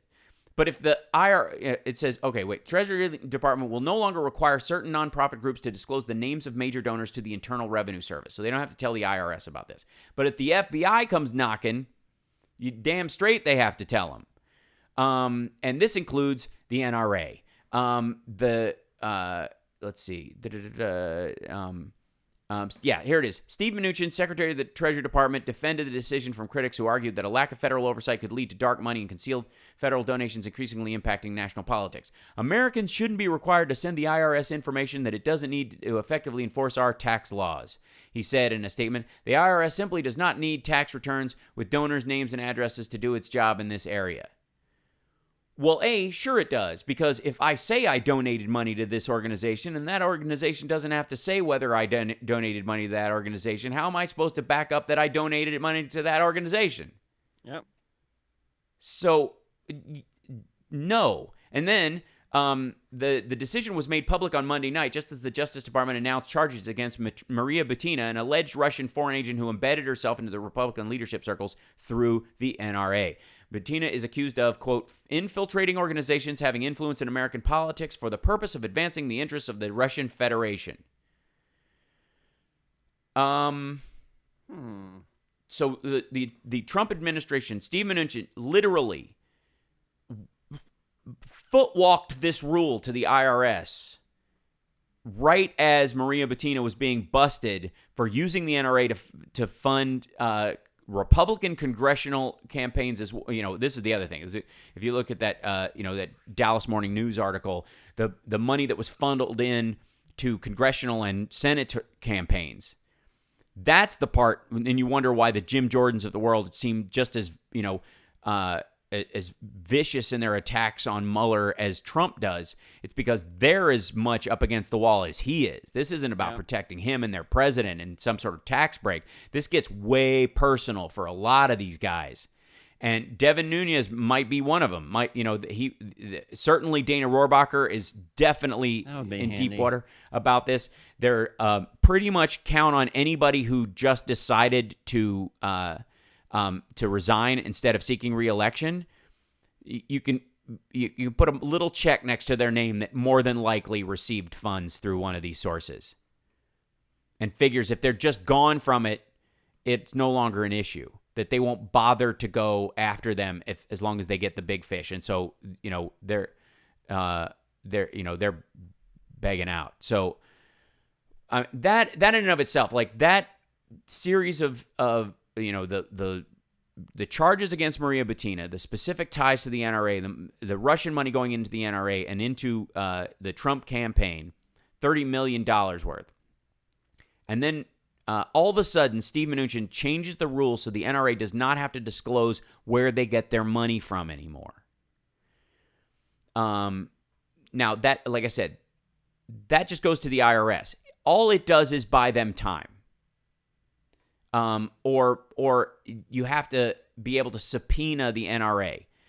They're going to be able to do that because of these charges against Maria Butina. So that I don't know what, other than delaying the news cycle, which is effectively what they're talking about.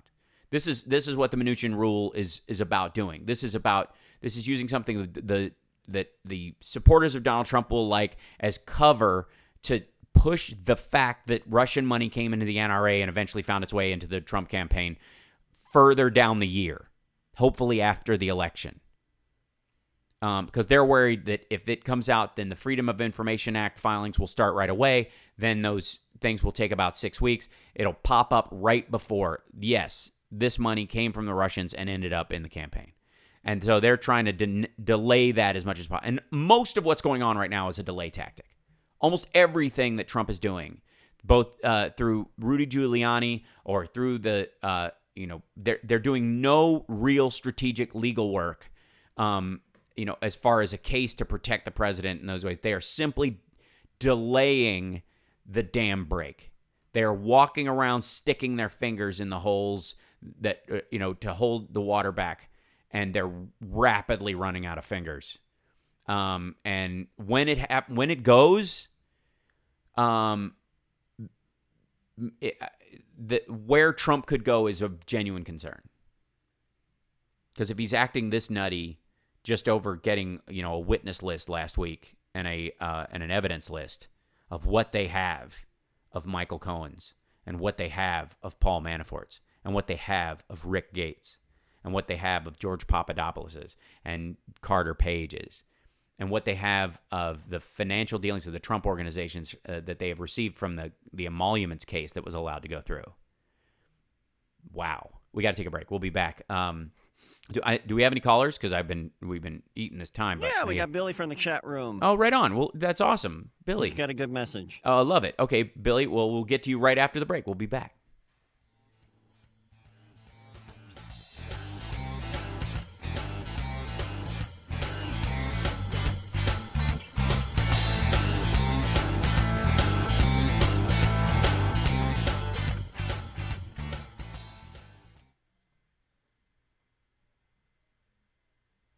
Oh, yeah, fear not. Yeah, I gacked myself up, Julie.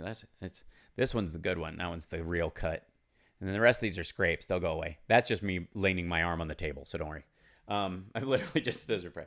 But they got liquid skin in them, and they're healing really well, actually.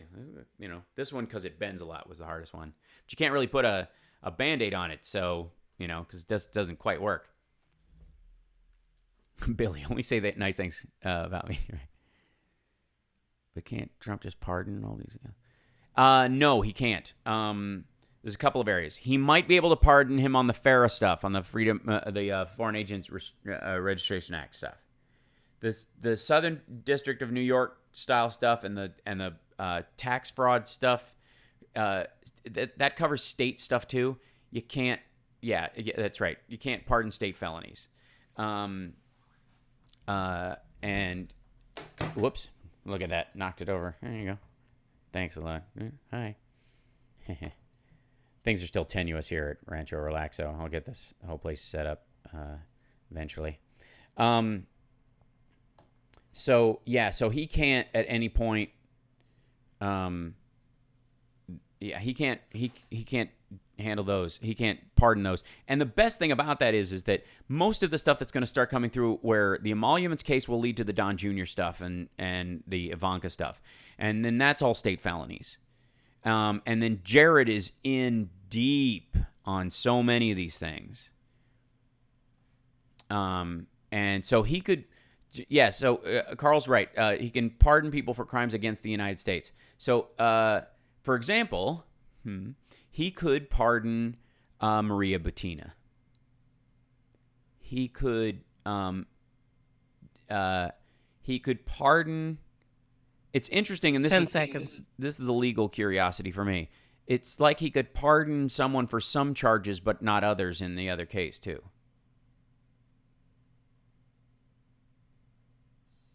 Ouch.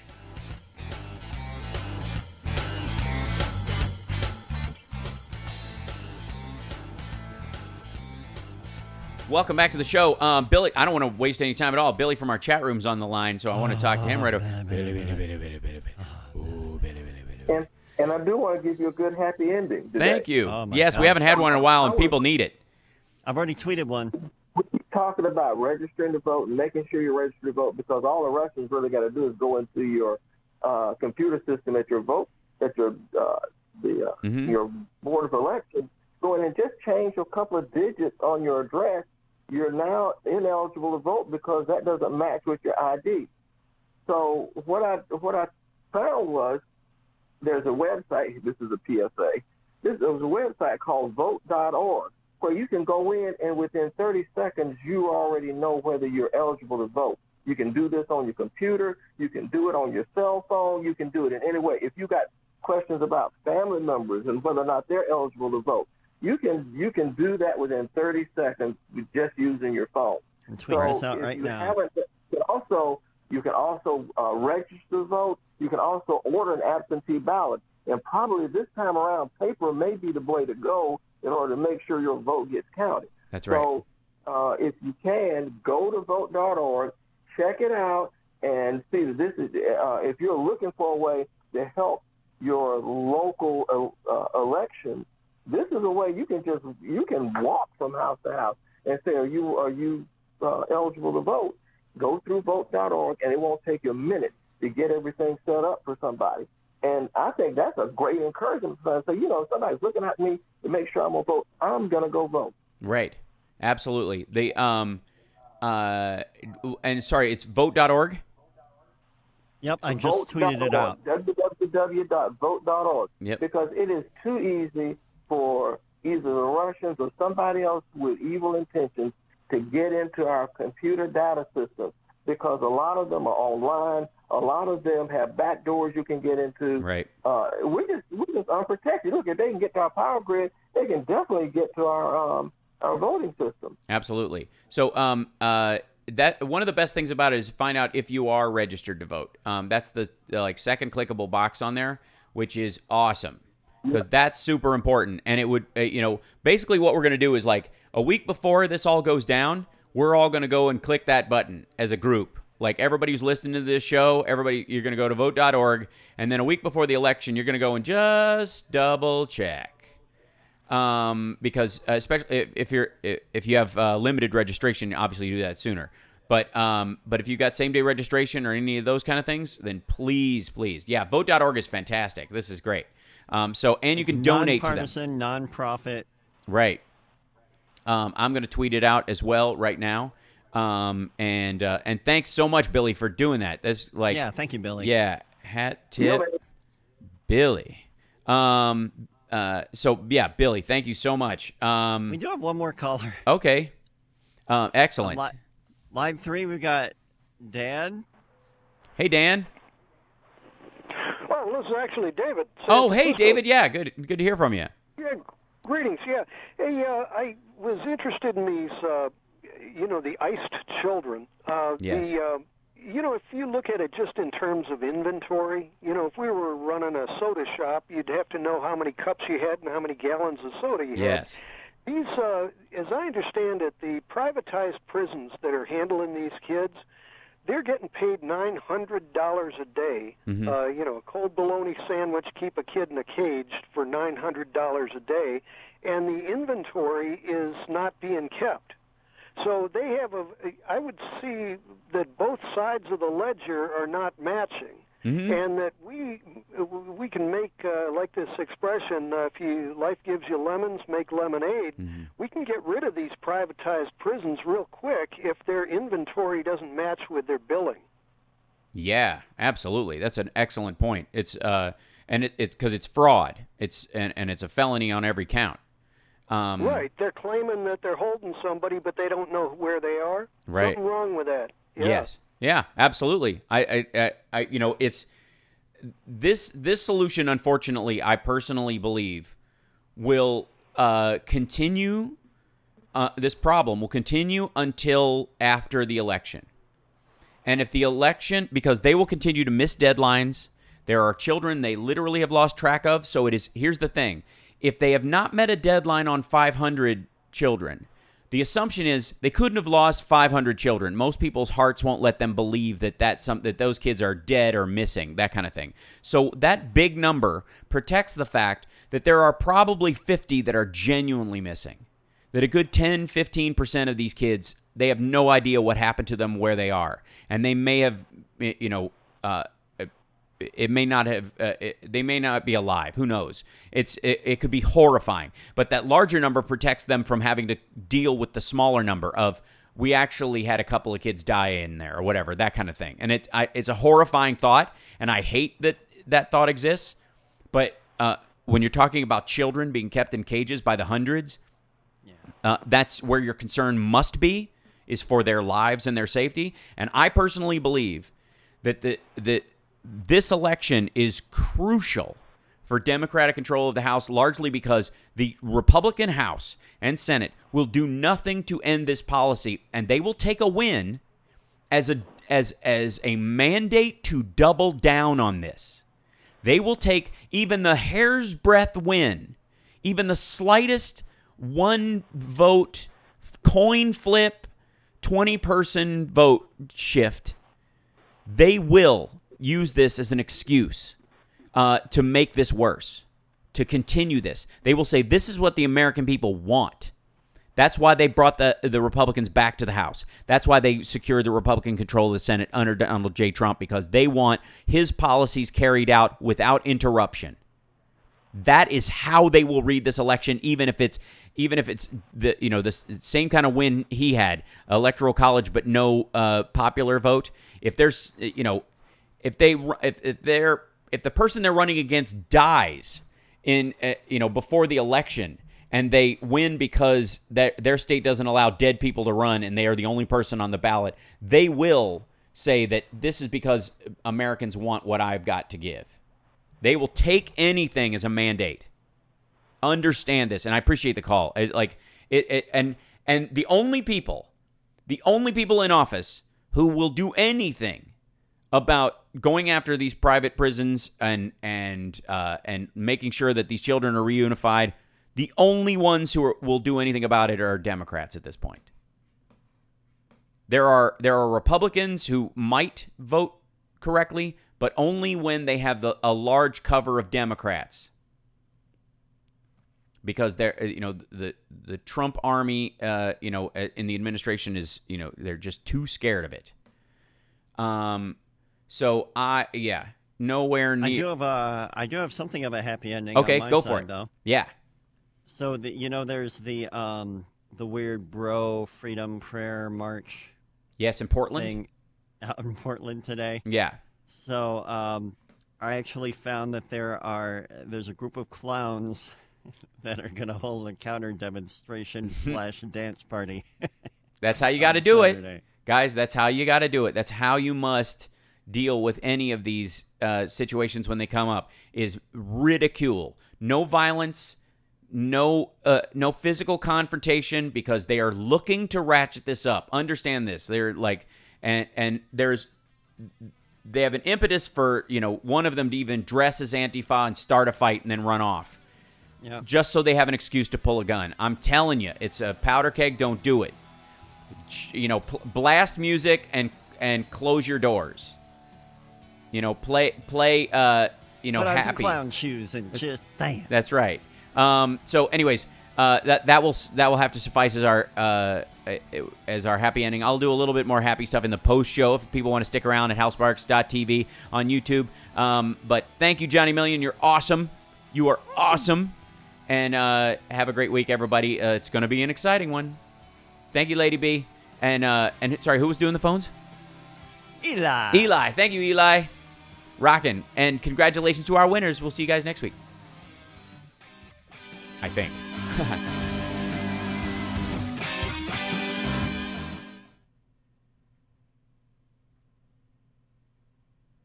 Yep. Thank you. Signing off. You are awesome. Thanks, Lady B. Bye. Hi, chat room. There we go. Yeah, so let's see. Let me start the new post-show situation. See,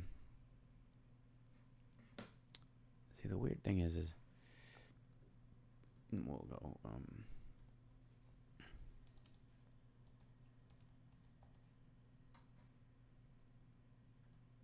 Okay.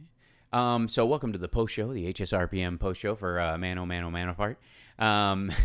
For the week of August 4th. Yeah, so we were talking kind of at the tail end about how that Portland march is going on right now, and I don't doubt that there'll be some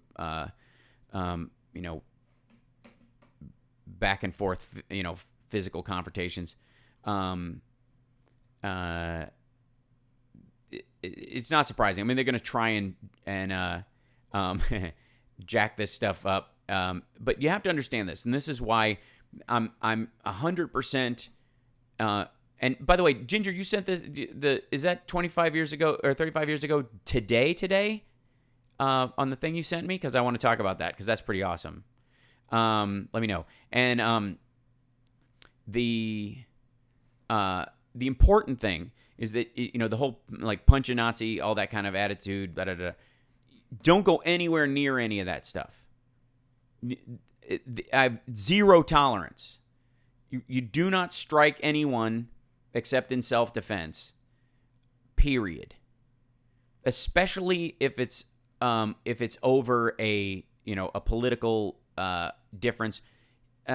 No matter how bigoted they are, no matter how loud and obnoxious and racist, do not let them beggar you into a physical altercation, because they dream of a future of stand your ground, and any physical altercation. Hal, it's the Star Trek theory. That's right. Yeah, you just don't. 8383. Oh wow, that's amazing. Dad always told me never hit first. Right. Don't touch other people. Don't touch other people's stuff. That's right. You have to. You must act as a human towards other humans. And the only time, even in a physical altercation, you have your standards of what the physicality level shall be. Deadly force is deadly force, and it should be over in seconds. It doesn't matter. There is no, if it's deadly force, that's a circumstance you find yourself in. It's horrifying. There is no other option. End of story. If it's anything shy of that, if you can walk away, drop it, don't go anywhere near it. And I think you're right about about some of the Antifa folks being right wingers, just instigators. It's a strategy that's worked for a very long time. It's not surprising that they would do something like that. So, but I won't hit first, but I damn well hit last. That's completely fine. If you're being attacked, you must protect yourself. But never start the war. Never start the battle. Never. Not ever. The 3D gun the 3D gun printing thing has been around for a bit. I've been working with 3D printers. You guys know for ages now. I built 2 of them. Basically anybody who fires a 3D printed gun is basically they're going to have a hard time cuffing them because their hands are going to get blown off. It's the new zip gun and it doesn't work. It won't. You can 3D print clips, for example, but you have to know how to build a clip with the spring load in it anyways to do that. And some people can or whatever. Those guys are the same people who've been making them, through machine fashioning anyways. So the NRA, the whole thing about the NRA being supportive of it is a smokescreen too, because they're not actually supportive of it. They don't care. They don't want they don't want 3D printed guns out there because they're a lobbying organization for the gun manufacturing, corporations. So, let's see. Instigators like COINTELPRO, they infiltrated. Yeah, well, everybody's just taking a page from that. Everybody knows what works now. You can watch a video or read a book about nearly every war strategy or political strategy that exists and figure it out for yourself and come up with some sort of low-rung version of it. Wearing a mask and pretending to be on one side and fighting, against your friends, who, by the way, know who you are because of the patches you're wearing, and you go exactly to where you're going to meet them because you've talked about it before, and you fake a little bit of a fight, and then somebody comes in and jumps off you, and then a fight breaks out, and then you run away and through the crowd, and then they open fire. Like, that's not a difficult plan to put into operation. And that's what should concern everyone. And that's why you don't start the violence, and you do your best to never be anywhere near the violence. If stuff starts getting violence, you pull back to the perimeter, you avoid that entirely, you call the authorities, and you let everybody, the most you can do in those situations is drag somebody who's wounded out of harm's way. But that's it. You don't engage. You just take the hit, because that's the only way you can, in those circumstances, protect your cause. After 23 shootings in 2018, we finally banned straws. I've seen that pushback a bunch of times, and I've seen that kind of run. The right wing runs that too. In America, where you can't buy a gun, but you can buy, but we're outlawing straws or whatever. You can, we can't, straw and a AK-47 are the same thing. Whatever. Pollution laws and gun laws are completely different. They're completely, that's like saying, oh, we're gonna write rules about kindergartens now when when we're at war in Afghanistan. Like, that kind of reasoning. Like, it never makes sense to me. They're totally separate ideas. Ban the straws. It's a waste of plastic. That's fine. Move on. Let them use 3D bullets. Those will blow up in the chamber. Yeah, exactly. Well, that's the thing, is you have to, and that's where ammunition registry is, that's why the Russians do it. They're more like toddlers who desperately need a nap. That's true. A lot of them have lead poisoning, and a lot of them are, this is the Ritalin generation. There's a lot of these guys, these young white supremacists who reek of early 90s over medication. So it's, yeah. Either way, it doesn't matter. At a certain point, you have to understand that there's a point where you cannot, by engaging in that violence, by preemptively striking. And it's so funny to me that people who will rage about a preemptive strike, that we would do that to another country, and yet talk about, punch a Nazi. It's okay to punch a Nazi. That's a preemptive strike, and you can't tell me that you wouldn't, macro your micro eventually. And if you got into office and you went, well, I punched a Nazi, during a protest once, how different is that than bombing this guy? It's the same attitude. And it's part of the ratchet, process. Yes, child lead poisoning absolutely had a major effect. Tons of people that you're seeing lash out these days are from areas where there's incredible amounts of lead poisoning. We haven't solved that problem, and a lot of it will still phase out over 20 years. Yeah, kindergartners, right? Kinderguardians, that's what it is. Right, lead poisoning right down Howell's Lane. That's right. That's why I'm doing it. So when I get back on the 23rd, I start shooting the first interviews for that. So obviously, I've not seen a sea turtle having to get a straw removed from his nostril. Poor thing. Yeah. The best part of Sacha Baron Cohen's Who is America was when he's selling that kindergartens program, and he goes, my youngest son, rest his soul, he was in the program, God rest his soul. He died doing what I love.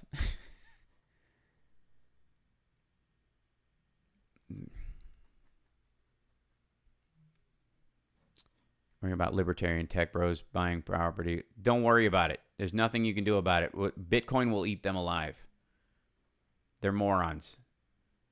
Their entire life system will be devoured by an AI that they release into their own system, and it'll break down. We'll see it as a virus eventually, but it will eat their entire system, and they'll, trust me on this.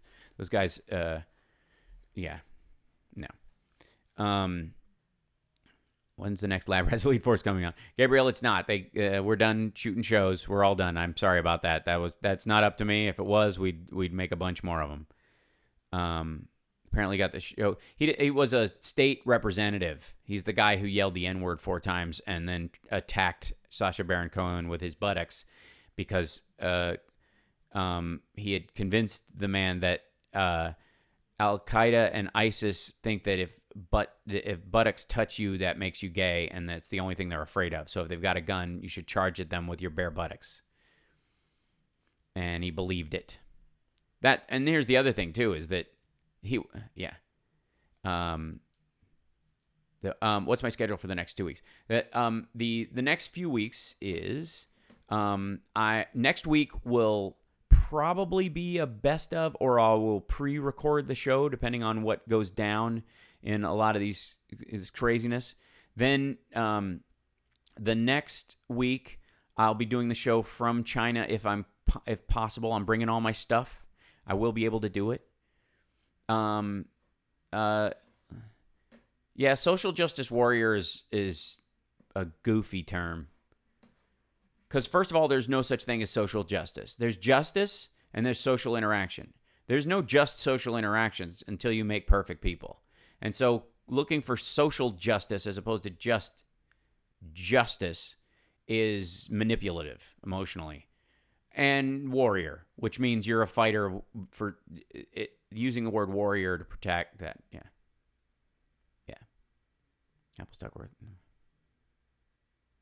Yeah, wow. So hold on one second. I'm trying to open my calendar. So that next, that weekend, why is my calendar being all wonky?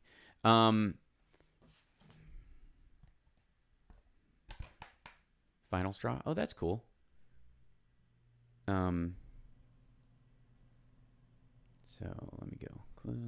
Oh, there it is. Okay, so, here it is. So the 11th, I'm in China. I fly there at crazy hours. So that will be either a fill-in or I'm hoping that Richard can fill in. I'm going to talk to him this week about doing it.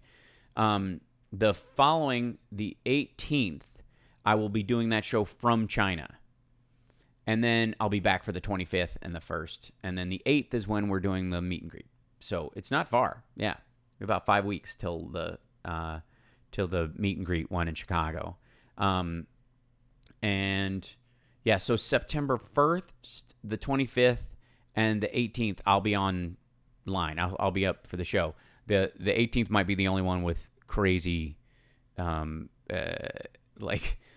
hours for me, because of the time difference. But it should work. The 11th is probably, I'm going to have to get a fill in. And I would love Johnny to do it by himself one day. That would be lovely. I don't know if he's doing that. Doing the show on your birthday, noted. Yes, I'm going to be performing at the Ultimate Jam night on the 25th of September, which is my birthday. 25th of September is my birthday. Which is a Tuesday, and I'll be doing the Ultimate Jam night. And we haven't decided whether the band is just playing or if I'm going to try and talk Paulie into letting it be a Hal Loves This Song night. And so I'll sing some and then 01 open or something like that. Yeah, I get to pick the songs. I'll be Like do a takeover. Kind of both, Ginger. So yeah, there'll be a special treat for the opening of the show. The opening band will be me, and I'm not gonna say whether it's my band particularly or a variation thing, special thing, whatever. And hopefully we'll be able to stream it. It's 2 months off. I think we can pull it off. We'll see. Oh, September. AIM is nice. That's my dad's the 28th. My mom's and mine is on the 25th. So we're all Libras, I think. Breaking out the sticks. That's right. We should do a stick song. No question. Yeah.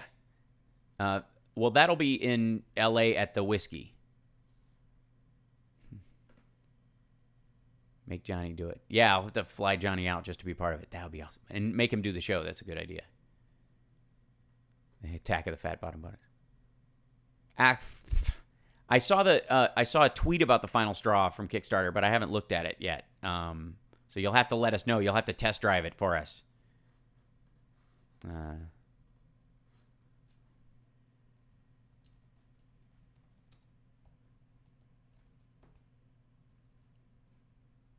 I'll look it up. The official Final Straw website. The Folding Straw. That's great.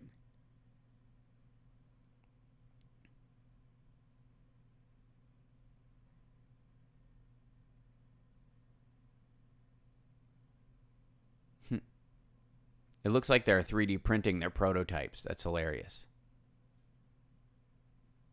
Oh, it works like a blind man's cane. You know, like those clicking canes. That's hilarious. Okay. There you go. And they got this weird mermaid lady selling it on the site. That's hilarious. Finalstraw.com. All right. Cool. Go for it.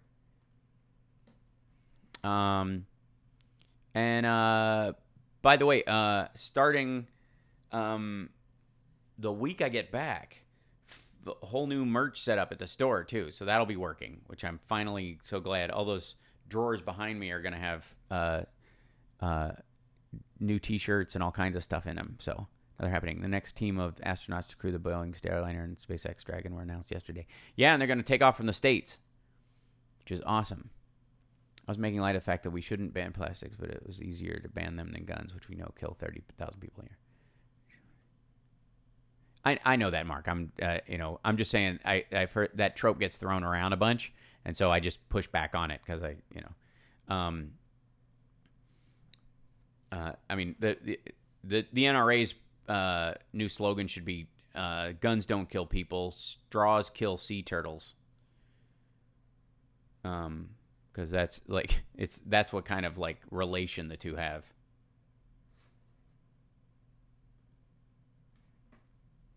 And by the way, happy birthday to Obama today. It's Obama's birthday.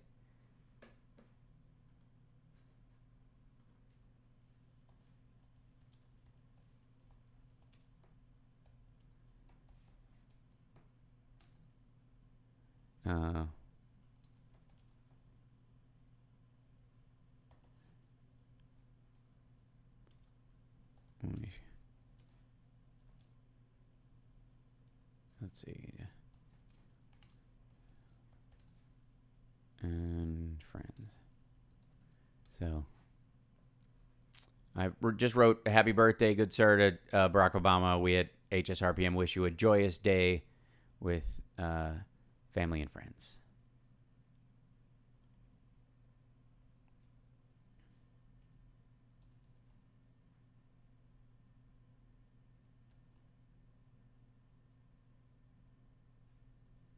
Mm-hmm.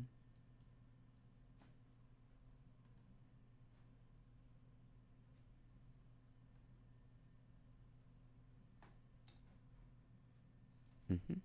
There we go. What's your favorite Lab Rats episode? Memory Wipe. I mean, I like a lot of them, but that one was really fun. Hey, Billy's wife, did you hear what Jeremy said about you? Barack Obama is truly a historic president. He's the first man to hold office who's younger than me. Wow. Obama just backed over 100 people. Backed over 100 people for the 2018 election. Oh, I rode backed over. I was like, he ran over somebody in a car? What? Backed over 100 people. Yeah, he put out his endorsement list. Told Barack he was the best president of my life. Endorsed. Yeah. I was like, backed over? What happened? Why don't they have a backup camera? Oh my gosh. Yeah. Obama can have cake as long as he doesn't ask a Christian baker to bake him one. Well, they would. Here's the thing: they wouldn't have a religious objection to not bake him one, because he's straight and he's married and he's Christian. They would have to really go dig deep and say, well, it's for sinners or whatever. Well, then you can't. Nobody's ever been divorced. You can't bake for them either. Like, you'd have to go that deep to have that protection. With some rats, sleep motion suit of my own for my birthday, so I'll have it for Halloween. I have drawings, pretty please. That's a tall order. We should have put out a whole line of suits and stuff. Now he's running over protesters, right? Yeah. I'll bake him one regardless. That's right. But they wouldn't acknowledge him being a Christian. They don't know he's a Muslim. Right. Exactly. Yeah. And guys, don't forget to like and subscribe to the channel if you're watching this now or you're watching this later. It doesn't matter to me. Watch it at your leisure. And help us hit that mark. I don't know, where are we at subscribers right now? I gotta look at my number. It's hard for me. I can't leave the page where I'm watching. I should check out Vicky Beeching's new memoir. What's it called? They would show their true colors and not tell him because he's black. You know that. That's, yeah. But again, legally they can't do that. Interestingly enough, Obama's not Christian. We all know he's a Kenyan atheist, communist, secret Muslim with a white-hating pastor. Yes, who's dumb, but also the smartest, most conniving member of the deep state ever. All right, in fact, all of you should read it. There you go. Plenty of liberal Christians. I agree. Undivided. Okay. 7.8K. We're getting there. We're getting close. 1 million. Oh, thank you, Julie. Yeah, I haven't bought mine like everybody else did. And I certainly don't have the Romanian bots subscribing to my channel like some of the other former TYT people who have shows on YouTube. Padding their numbers. It's fast reading, so moving and important. Will do. Okay. And he uses Dijon mustard. Tan suit. That's so if he's eating Dijon mustard, it spills on it, nobody will notice. So there you go. I have an idea for you how we can talk about it in person someday eventually. All right, cool. Did you hear about the tweet from Trump about LeBron? Yeah, we spoke about that earlier on the show. Yeah. Ding, ding, ding. Tom got it right. Started watching TYT a long time ago. Don't miss it. I don't have a grudge against TYT in particular or whatever, but the minute anybody starts, downplaying, the vote and the importance of it and that it just has to be a bulldoze, like you're not left anymore. You're left behind. You just because again, all of these people, who, these kids are getting separated, transgender service members who found their rights just tossed into a friggin' blender, all of that, and everybody's like, well, Hillary would have done it. And are you out of your mind?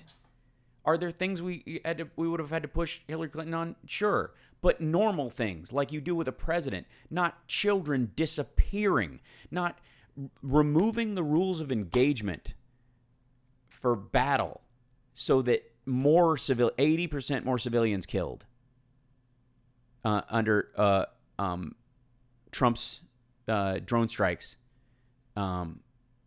in just the first year than in all of the Obama years. Yeah, trying to kill the ACA. Like the people who had insurance. That's how they are. Yeah. Yes, they are. You're right. They are out of their minds. Yes. Yeah.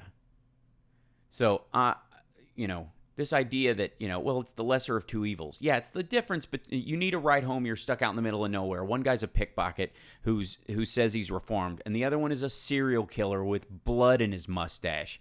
And what are you going to do, flip a coin? People. I followed this dude on Twitter, and I kind of tweet him every so often because he really has it in for Dorr in that crowd, and I find myself getting riled up because I'm like, just so wrong. And welcome back, Rocky Mountain Mike. Let's see, I have your. Let's see. Let's see if we can get this to play, and if you can hear it a little bit.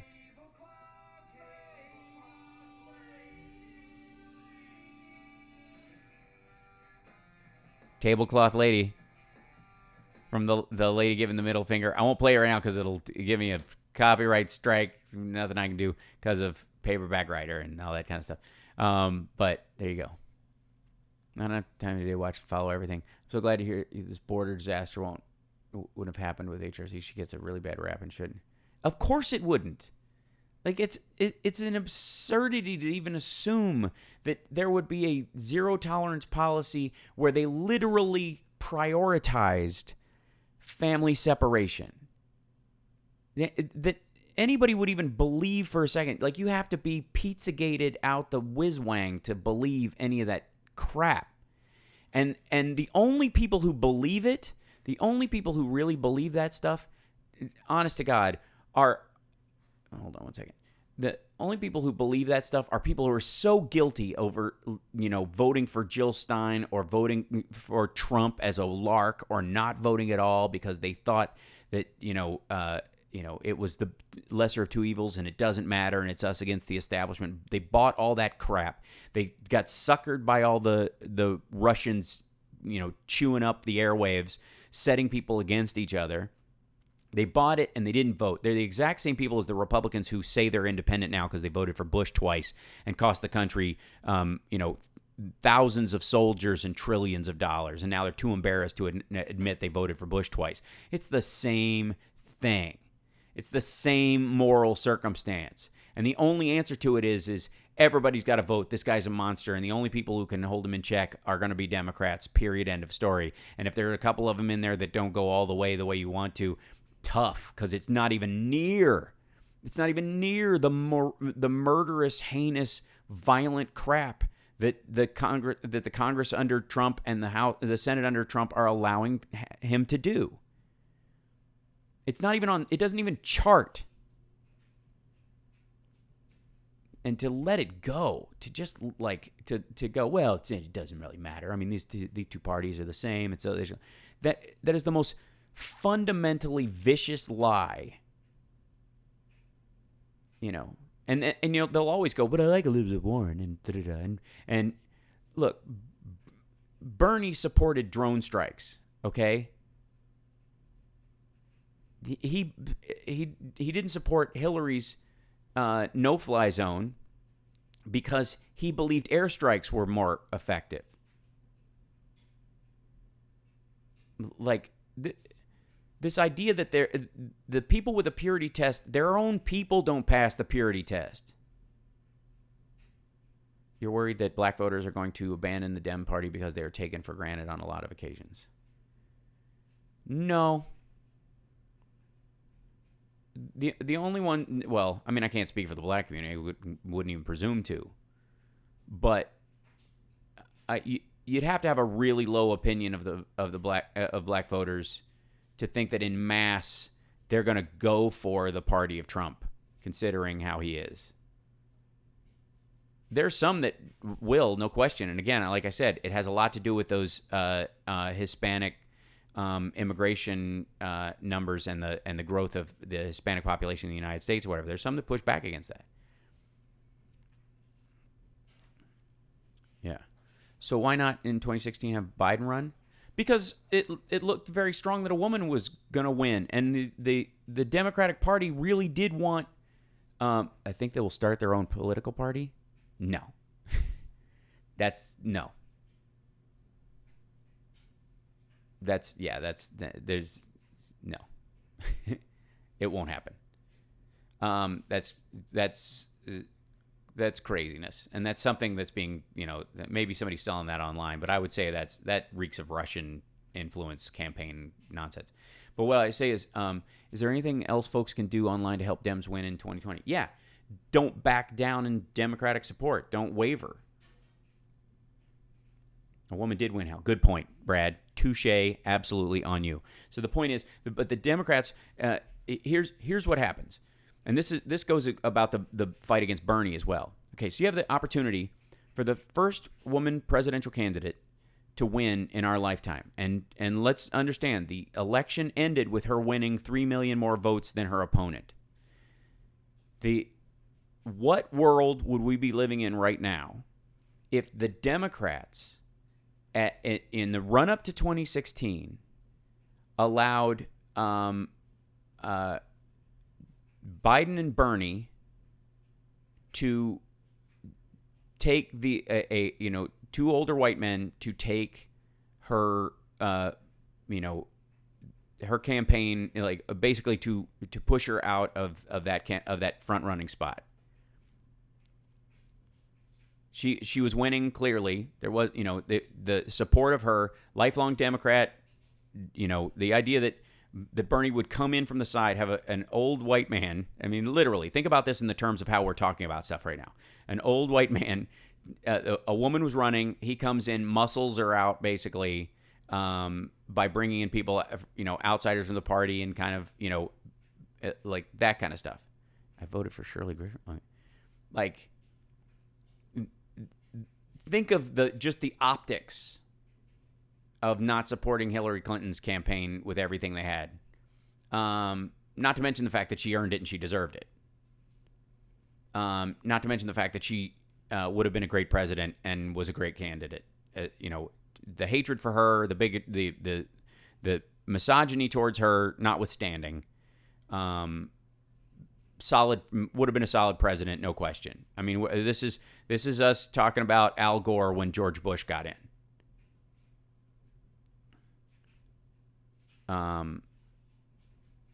So hold on. While ignoring the Electoral College, and Hillary knew very well it would come down to Electoral College, why not last minute run through the swing states that Bernie won that sadly went to Trump? I agree. I think that was a campaign mistake. It still doesn't.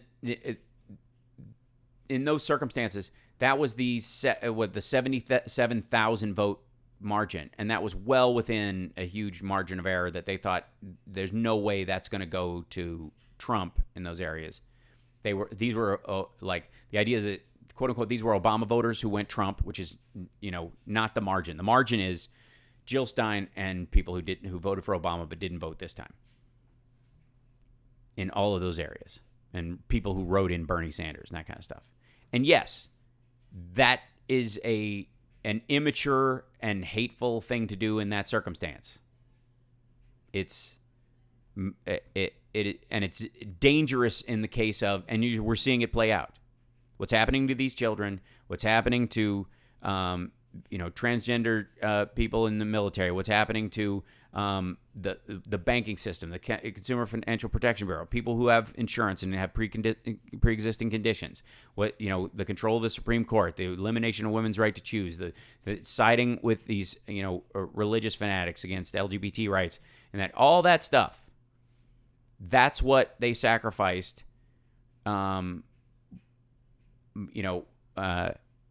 By people just putting their hands on their hips and going harumph.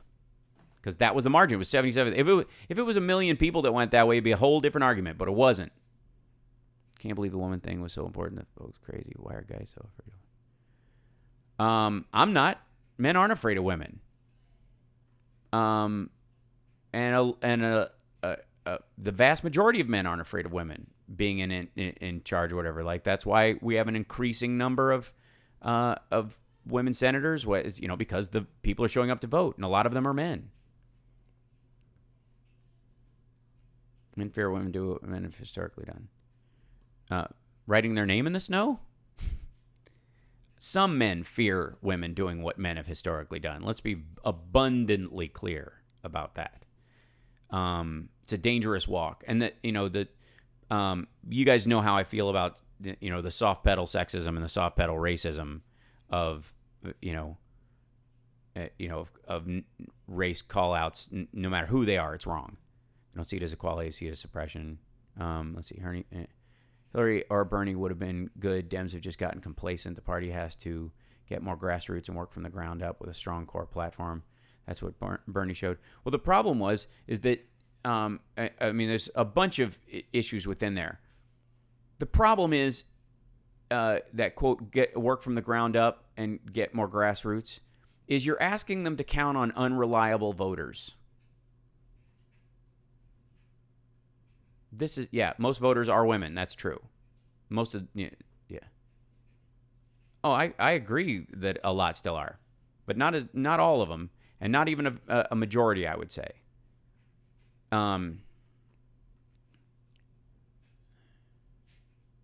Did you cover the Silicon Valley startup that is getting sued for having masturbation zones? No, I didn't. I missed that. Obama did it. Dems fell short last time around. Well, that's exactly it, though. They thought it was a cult of personality vote, and they were right, because they didn't show up for his midterms either. More conservative-leaning voters are more reliable. That's the unfortunate part. So that's why you'll see, like, Republicans always know that they've got a guaranteed turnout as long as they throw red meat, and that conservative-leaning Dems, just by, being viewed as tamping down the craziness and being kind of normal, that's how they run and win in these areas. People are unreliable because they don't feel politicians are. Hence, more grassroots people felt like Bernie cared more. Yeah, but he still lost. He did. He still didn't have the same kind of numbers, and none of those people showed up everywhere else.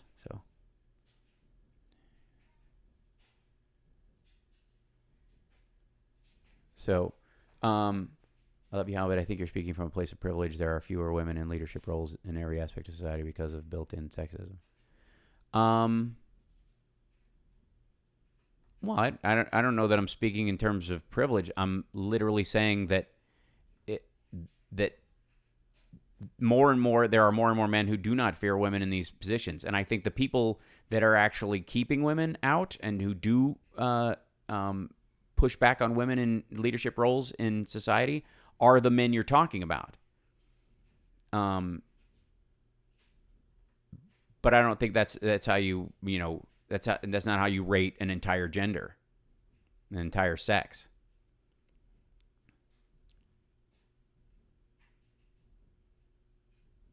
He doesn't have to fear women, but that does not mean it's not a big problem. I'm not saying it's not a big problem. I'm just saying don't make yourself feel surrounded when you're not.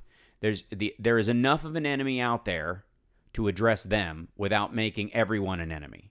That's the only thing I ever push back on this stuff, whenever we talk about that.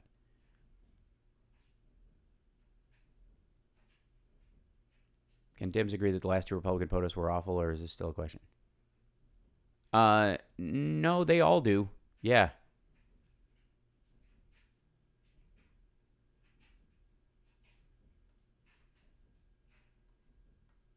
Does that make sense, Ginger, at least? You know what I'm coming from? Because I also don't believe in shoring up. Yeah, I don't believe in... It's the same problem I have that when Trump talks about MS-13 or they talk about, ISIS and how scary they are, and they let ISIS take credit for every bad thing that happens. It gives the illusion that they're a lot more powerful or a lot more, prevalent in society and around you than they actually are. And so my point is never give them one person they have not earned. I agree it should not have been close between Hillary and Trump, and I think it was disgusting that people even moved around. That's exactly my point. And I also think that when I would have been disgusted with my own party as a Democrat if obviously Hillary was a great candidate. She had already done the groundwork. She had policy positions worth supporting. She had done all this stuff. And then a non-Democrat comes into the party and is allowed to bump her out of the running would have been gross. And the Democratic Party would have, lived with the whole, well, you had a woman running, but what'd you do? You let somebody who wasn't even a Democrat come in and you handed the party to him. Like, you know what I mean? Like, that seems like the reasoning why the fight from the inside. You know? And again, the idea that Bernie didn't have a super PAC or any of that kind of stuff, he used the Democratic Party as a giant super PAC. He got the benefits from it. So, the problem is the media didn't cover her rallies and campaign stops like they did with Bernie and Trump. I completely agree with that. I was referring to Comey telling Dems to not vote for socialists. I don't trust him at all. Yeah, that's just why I would even take any advice from him at all as a human being. Like, I understand there's elements where he'll tell you what his truth is, but I don't know that his judgment, it was never his capacity to understand facts that were the problem. It was his judgment about how to use those facts and the interpretation therein. It's like asking a computer how to spell something. Like, I got boobs and hello. That's all I got.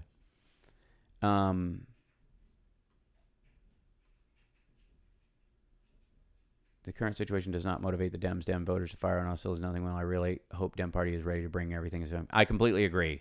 I mean, the whole thing is we can't even waver in, like, even the discussion about why it's necessary. Even going back over it is like, I feel like Hillary at the Benghazi hearing is going, what difference does it make? The point is, you gotta, like, drive it home. It has to be a blue wave. You have to live like every election is crucial. Otherwise, you're just handing the Supreme Court over. You're handing all these rights that are tenuous, new laws, he's basically attempting to erase all of Obama's legacy. I don't think that will be the case. I think a lot of it will be righted after Trump is gone. I think a lot of it will be much more resilient than they thought, and is turning out to be that case. But that is definitely the attempt. And if you don't want stuff to be moving in the right direction, then stop yanking the wheel to one direction or the other, and just try to keep it on the road towards progress to help as many people as possible. And then on a personal level, bring as many people and support as many people at the same time as you possibly can, to the extent of your ability to do it. Hillary walked a very fine line between being too much of a hard ass and being too emotional. For some reason, she was never going to win simply because she was a woman. Shouldn't happen, but it does. I agree, Ginger. I mean, arguably, that was the Palin effect, right? Remember, the Republicans had that problem with Palin as the VP, was that she had this like 90% likability rating and a 30% electability rating amongst Republicans. They weren't going that. And the idea that all progressives are somehow completely the opposite of that magically is not true either. It's also not true that women automatically vote for women.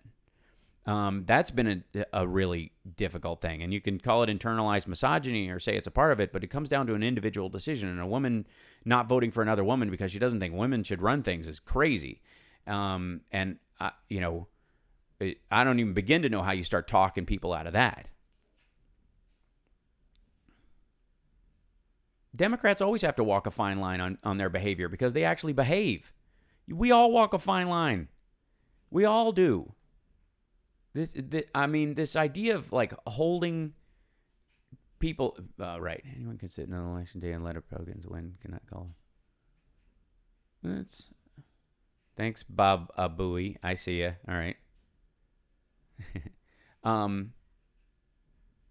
Brad Everett. No, I welcome any candidate who will speak on issues important to the middle class. Singling out anyone who will speak on this is very counterproductive. We are already in the fight for our values against government and corporate control, a.k.a. fascism. Keeping on with the blue wave. Corporate control and a.k.a. fascism. Well, as long as everybody's in... What's my line? We all have them. Yeah, I mean, ultimately, as long as you boil down... Why did white women vote for Trump? I can't get over that one. Catholic women did. Oh, because of the court, people. Because of the court. Because, okay, if you're investing, if you're a Russian or you're a corporatist or whoever, and you're investing in it because you want control of the government, because you don't want the government to be able to curtail any of the violent crap that you're doing, you got 5 investment strategies: congressperson, local, kind of state level, congresspeople, senators, president, and that's how you get the Senate. And so you invest in these people with the idea that they will eventually hand you the court. That's what it's about. They voted for this because they they voted as following a pro-life idea or an anti-choice idea. They voted because no matter what he does, he will deliver two things: tax cuts and the Supreme Court. And until we decide that workers' rights and the Supreme Court, for example, or just human rights and the Supreme Court are important to us equally, they'll keep getting it. They will. And people can piss their vote away, in little side groups all they want and try to vote for president on Green Party or independents when they have no chance of winning, and then totally blow off because here's the thing. Let's just really face this. When you go down to somebody doing what I would call a wasted vote, and it is, for president, at the current state of affairs, until you do the long-term work over 20, 30 years to actually fix the idea of having a long-term third party, there's no breaking point wherein right now where the control happens at the top down. You're trying this hierarchical pyramid structure idea that if we could somehow wreck the presidency and then get in there, then everything will cascade from the top, which is exactly a corporatist structure anyways. It's exactly the behavior of the people you supposedly hate. The idea should be that you vote for the two parties, and obviously I feel the Dems are this way, but obviously this is also how Republicans do these things, and the Tea Party has run a structure on this to some degree, is that you vote for the candidate for the your president and senator and your congressperson that represent the strongest party currently in your current circumstance, and then you vote third party or branch party or independent in nearly every other area, as long as that person identifies with your beliefs.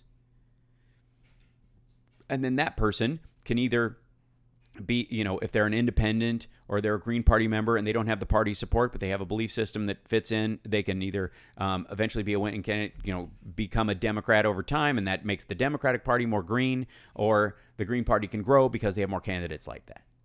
But ultimately, this hierarchical, I'm going to vote for Nader Duke, that literally gave us the Iraq War.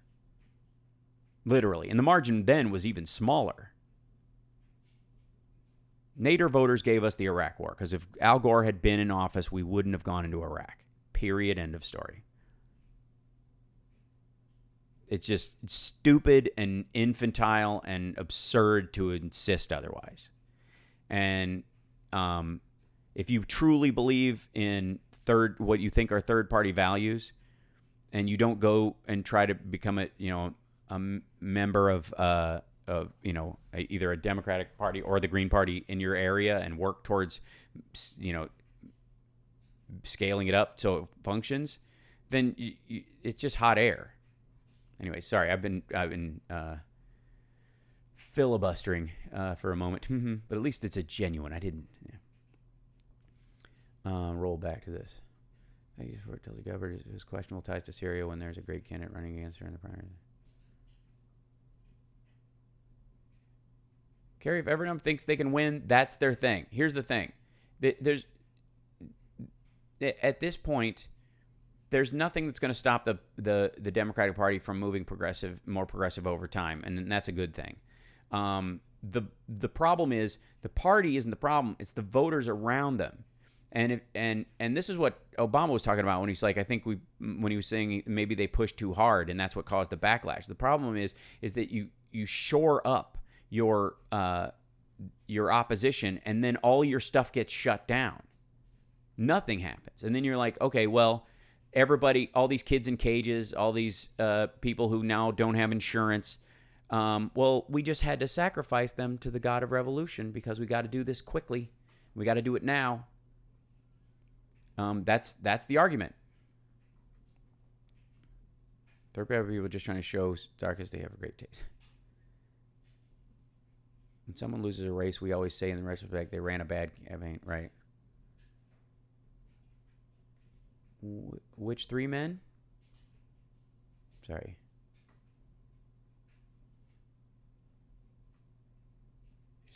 Chuck Schumer, Andrew Cuomo, Rahm Emanuel. Yeah, I'm not a fan of any of them. But if I was in there, if I was in Chuck's district, and it was him or a Republican, you damn straight I'd vote for him. But I'd also go to the meetings, the local Democratic meetings around him. I'm lucky to have like Ted Lieu and people like that as my reps. I'm solid with mine, and I don't particularly, I'm going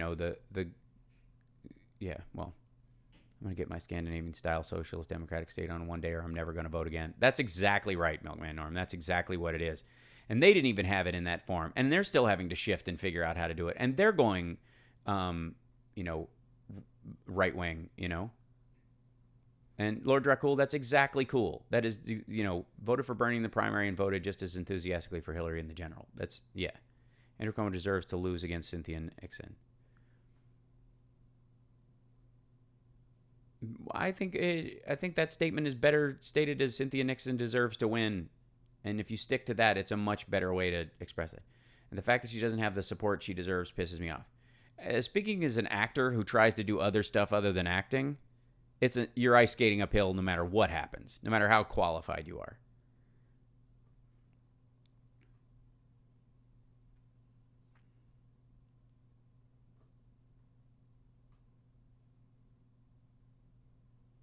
Yes, they also had historical factors like massive world wars. That's right.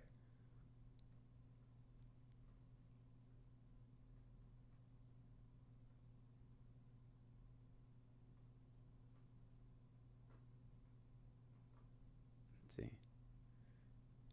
Bernie primary to move Hillary left and Hillary in the general to implement as much as possible. Right. And that's pretty much how it bore out. If you looked at the strategy worked. Her campaign platform absolutely moved left, even left of Bernie in some areas. She was left of him on guns the entire time. That barely ever came up. Everybody values very important, but if you don't win, nobody cares. That's right. You'll never get to the floor. And again, this is one of those things. This goes back to the fight over the ACA. And I've only got a few minutes left, but in the ACA fight, everybody was like, we should have fought for single payer. Like, look, there were 12 senators who already said if single payer's in, you don't get their vote. So what do you do in that circumstance? Do you call them out, let 12 Democrats get kicked out of office by the few that like them, or maybe short up and you see there's a huge support for not doing it, and let the whole bill die and have 24 million people not get insurance that had it, let people get excluded for pre-existing conditions. You let all that happen because you didn't get single payer this time because it's incrementalist and we need it all at once.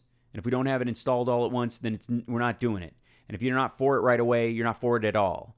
And if you operate on that level, that's exactly how the voter turnout happened. And it can't. Otherwise, you're just sacrificing. You're basically saying, well, everybody who was going to lose insurance, and all the people going bankrupt, and all the people dying because they couldn't have insurance, and all the people who are hitting their lifetime caps and stuff. Those people aren't important. What's important is we get single payer and we get it now, and we don't have to wait. And if there's any, there are no bridge gaps, nothing. And those people just have to die. They just have to suffer. I don't care about your mitigated fix. They just got to go. And you tell me how that is any different than not caring that drone strikes kill innocent people. Because you might believe that the person who, that there's a murderous, warlord who's planning an attack on a major city, who's going to kill a bunch of people, but the only time you can get him is when he's at home with his children. And so you kill him, and so you go, well, those kids had to be hit, so that's all it. And if you're horrified by that, why wouldn't you be horrified? Yes, Ginger is a cancer survivor, and quite recently, and is doing awesome. And I'm so excited every time I see her now because I know what she's been dragging around. There is no difference in saying that we should have crashed the ACA if we didn't get single payer, and we should let Trump win, and because Hillary isn't Bernie, all those things, they're exactly the same thing as we should just carpet bomb that country. It's the same emotional immaturity that says, well, we should just bomb them back to the Stone Age.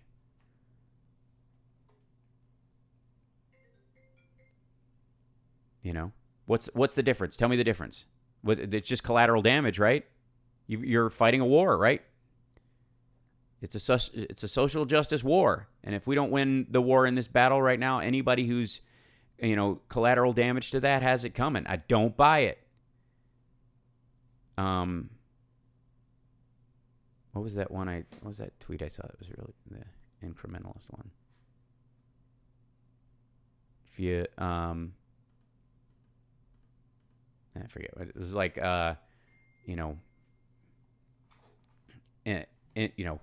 Incrementalist.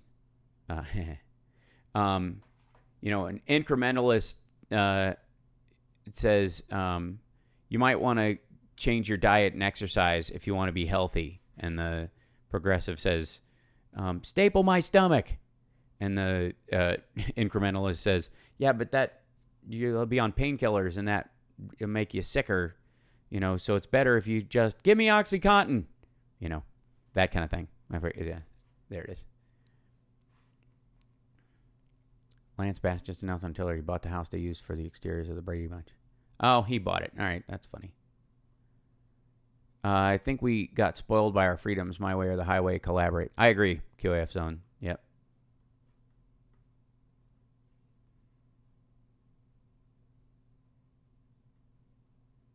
Mm-hmm.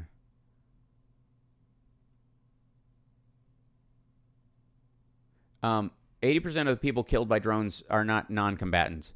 80% more people have been killed that are non-combatants in the drone strikes by the Trump administration because he turned off the rules of engagement. The status, the version of that statistic that you will sometimes hear is a bit of anti-war propaganda, if you want to put it that way, because what it means is they're not actively engaged in combat. Not that they are non-combatants or that they are innocent civilians is the idea. It's a lot murkier over there than that. But the point is that Obama sets up the rules of engagement for drone strikes and tries to mitigate that as much as possible. And people call him a monster. And Trump pulls out those rules of engagement and just says, let it fly. Kill anybody even close to them. You got to kill their families and their children. You got to do that. And he openly says it. And people are trying to tell me that this was a vote between the lesser of two evils. Like, it's crazy. I'm off next week and I'll be back the following week. Yeah. You just realize people recognize we're in it together. We're stronger together, and we're only as strong as our weakest person. It would change how we look at things. Yeah, if only somebody used "stronger together" as a rallying cry, or I don't know, a campaign slogan to maybe pull people together. Every third-party vote makes a difference. Yeah, every single one of them guarantees that Trump is in office in 2020.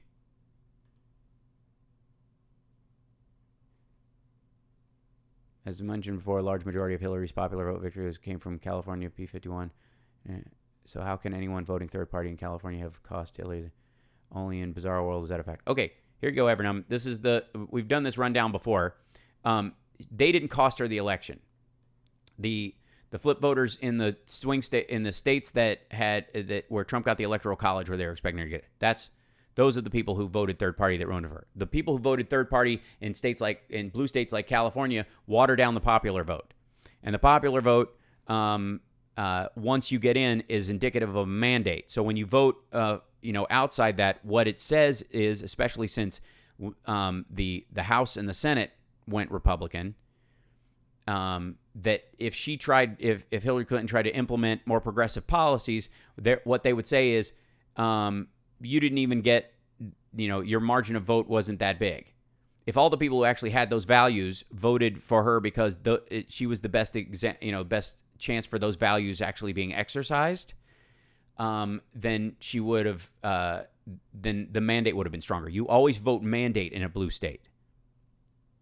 And like I said, if you're doing like your local election, your mayor, what have you, knock yourself out. But on federal level stuff right now, because there is no genuine third party, there won't be for probably a century. And it won't start willy-nilly. It won't be unless people want to burn the country down and start from scratch. Michigan, Wisconsin, and Pennsylvania. Why did 80 million voters stay home, and how can we get them to the polls? Well, first of all, they have to know that their elections are legit and matter. Secondly, the entire don't vote campaign has to be stepped on with a big wet foot. The Democratic Party does need a proactive message. You always hear that, and they have one. They just need to have an outlet for it to get out there. But I also think there should be an active citizenry around this, that people need to be motivated. There will never be a third party. A new party may replace one of the two. It's probably closer to true, Milkman Norm, that the Republican Party might actually undergo some sort of burn down first. Michigan and Pennsylvania, and Hillary did go to Pennsylvania a few days before the election. And she campaigned there a bunch. She just didn't go there right at the end. No house starts getting matching funds is an important goal, and if I'm a solid state, then a few 100,000 votes for third party wouldn't matter for people in swing states. It does now. It might not in 10 years. It absolutely does now. Voters who don't show should have their vote automatically go to the party which they are registered. That's a good, just straight, whatever, like a line vote. Never be a viable third party until we switch our voting system to something not first past the post. I agree. I mean, that's again. So here's what you do. You vote and operate as a progressive and as a liberal within the Democratic Party, and during that time, you protect our voting systems. And while that voting system is protected, you move to have a tiered voting system in as many democratically controlled states as possible, so that whoever gets the number one vote, like we have with like senatorial primary stuff in California, for example, where the top contenders of the most vote getters get a chance, get to basically voted in, so you're never wasting a vote. If your person loses, then the next person your vote may have, that kind of thing. Illinois never saw Hillary during the campaign season except during doing big fundraisers, and we didn't care. That's right, because I don't need to see her. I know what she's going to do when she gets in office. I don't need to have somebody come by and pat me on the bum just to make me feel better. Weren't they the last to give their results too, Hal? I remember wondering why it took so long. Oh, we're totally going to find out there was fishy stuff with all of those states. 7 states were hit. 25 were fished on. There's definitely voter shenanigans. But again, that goes to why you don't give an inch in your vote in these circumstances. You don't ever, ever, ever. Yeah, blue tsunami. That's absolutely right. Can't stop lying. This has to. Hillary was going to undo Citizens United, and Trump got in. And there you go. Hillary didn't go to Wisconsin, Pennsylvania, Michigan in the end because her polling showed her well ahead and winning, but your polls can't measure how many of those votes will be surpassed. You mean suppressed? That's true. Because the electoral college, the only reason any presidential candidate comes to California is to treat us as a piggy bank. This is true. If you don't vote, you can't complain about the results. I agree. We need a law that every person running for president must show their taxes or they can't run, period. That works for me. Blue wave. Nice job, Tom McCarthy. Let's be abundantly clear. The mild variance in party definition, literally a lot of people who were anti-Hillary and pro-Bernie were because she was for a $15 minimum wage that you went $12 first and you worked your way to $15 over the course of her term, I guess, but over the next 2 to 3 years, but trying to edge it up instead of instigating it immediately. Which when they found, in places like Seattle and other places, they found that businesses actually dropped hours. Now it's, it's sort of an immaterial argument, but she was for it, just not for it right, like just line item, and this is the difference, by the way, in when you have, there's so many like examples of this, but in the case of like, inching your way towards it, Seattle, they found that they lost a lot of business, and people lost hours because they had to pay everybody $15 an hour. I think it was Seattle. Somebody might correct me. It might have been Portland. We'll see. I've got Portland on the head, so I'm thinking it might be Portland, but it can't be. Anyways, but the point is, the important thing is that you've got to understand that this is about a depth of control at a certain point. You've got to, because if there's one Republican who will take a payoff from the Russians to undermine the voting rights of every American citizen in their district, they'll do it. And you don't give them a breath. Until you've won, act like you're losing. That's it. That should have been the name of the post show. That's right.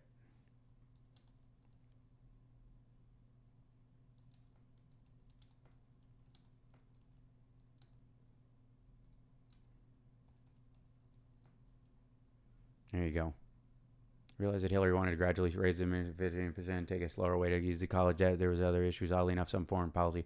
No, I'm not saying that's all of it, but that was some of the voters. And you know that some of the voters hung their vote on that particular one. Others definitely hung it on foreign policy. The point I'm trying to make is that all of those things are dashed at this point. And that's what you have to be willing to sacrifice if you're not willing to be, at first, a support vote for reality, and then a mandate voter until such time as you have control of the House and the Senate, which we didn't have. Bernie didn't chose taxes because of the possibility of legal situation. And his wife Jane in that university, right? Politicians or anyone who helps them campaign needs to show respect to people a lot. I would agree. They should be a statesperson. Yeah. I can't think of Portland anymore without seeing Fred Armisen's face. Yeah, true. Portlandia is a genius. I love that show. It's sweet. I like it. I was happy to say they included Abilene, my hometown, and a lot of people assume it's red because of the redistricting allowed Lubbock and rural voters. Oh yeah, the Beto O'Rourke versus. That would be beautiful. Even like here's the thing. The Republicans are in the exact same position with Ted Cruz. He's their version of anybody Democratic in this. Like, I have to vote for this guy let me tell you, they will. There might be more Dem voters that show up out of the blue, literally, that vote for Beto O'Rourke, and I hope that's the case. And I think that's what his margin actually is unvoters voting, right, for this guy. Because the Ted Cruz voters are the Ted Cruz voters, and they will stick with him, even though they hate his guts, because the margin is so slim, and they understand that it's the margin that's the important thing. They have to keep their margin in the Senate and in the House, and that's what that's what they're going to be fighting for, at any given time. You just don't give it away. Man, oh man, oh man.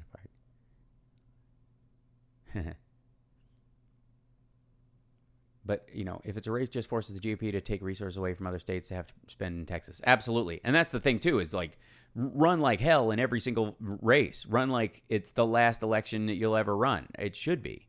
And, and again, until you've won, act like you're losing. Push it. There's no coasting across the finish line in these. For people who are against Hillary, I suggest they read her book, What Happened. They will find out she's more liberal than they thought. She's a policy wonk and a good one. Ted Cruz is so unlikable, he only gets support because he's GOP. Right. And Crickets Unite, I agree. The reality is there was nothing that was going to stop me from, voting for the first woman president in my lifetime that, was able to run as a candidate and make it. And I wasn't going to let anybody else water that down because I think she deserved it, and I think she was a good candidate, and I thought she was unfairly treated by some members of the media and some members, and certainly the kind of the general Republican, the right-wing punditry, but also, quite frankly, by Democrats, progressives, and liberals. This whole idea of we need people we need a diverse perspective. We need diversity. Diversity is our first and foremost the thing. Diversity, and then to fight tooth and nail, for Bernie and not realize the irony of then not going and voting for her and saying, you know what, I like the diversity unless it includes a woman's voice who earned her place at the table. Like, anybody who, yeah, and it's silly. And the idea that they were, that even like the fact that, well, never mind. The point is, Hillary would have been a great president, and she was ice skating up a hill, not just against a Republican Party that was vicious in its misogyny and its acting out, but also a very outspoken, I would say emotionally violent wing of the progressive side of things that decided that they were going to run her down no matter what. And I don't buy it. The New York Times harping on it, her emails was not helpful. Well, completely. And you guys can watch old shows like how I broke down the server. And by the way, can I just say again, I turned out to be right about the server. You know why Russia doesn't have the 30,000 emails? Because they couldn't crack her server. She did it right. She knew what she was doing. You could say she was wrong for hiding them, but you certainly can't fault her for anybody else getting anything illegal. They weren't able to break in and get those. If they had those, they would have them. They would let them out. So if they had any other thing from that server, they would have released that too. They didn't. They got Podesta because he had private email and he was spearphished. They got the same way they got Petraeus, the same way they got Colin Powell, because they used corporate servers, and then they hacked the State Department email server too. Like, the woman was smart. The fact that you still don't have her emails is proof positive that however you feel about whether or not she should have had them or not, which I don't think it's a problem that she can erase personal emails, especially ones like Colin Powell was writing back in the day, right in the middle of a campaign, to have them get out because they have nothing to do with anything. Comments start, yeah. The woman was in control of her circumstance. She knew what she was doing, and to have that private server and have that all set up, that was a smart move. And everybody else, like literally the only person who's even remotely close to that is Trump, in that he had them, like he's carrying letters, handwritten letters that they have instructions to get rid of. Government had Kaspersky, Russian antivirus idiot. Sorry. Yeah, seriously. Well, the Kaspersky software is how they got into the State Department. When commenters start talking about her outfits, I knew we're in trouble. News needs good scrubbing. Our good journalists are online now. Miss Cronkite, rather. Absolutely. Although, can't stop lying, old white men who used to be in charge of things, and they've got broomed over time. Cronkite and Rather didn't, Rather specifically, I think he didn't deserve it. He found out about Bush's wonky records in the National Guard and put them out, and then CBS didn't have his back, and they dumped him. I think because he was so high paid, and it was easy, to broom him. But they'll do that a lot. So Obama didn't have any of Hillary's staffers help him.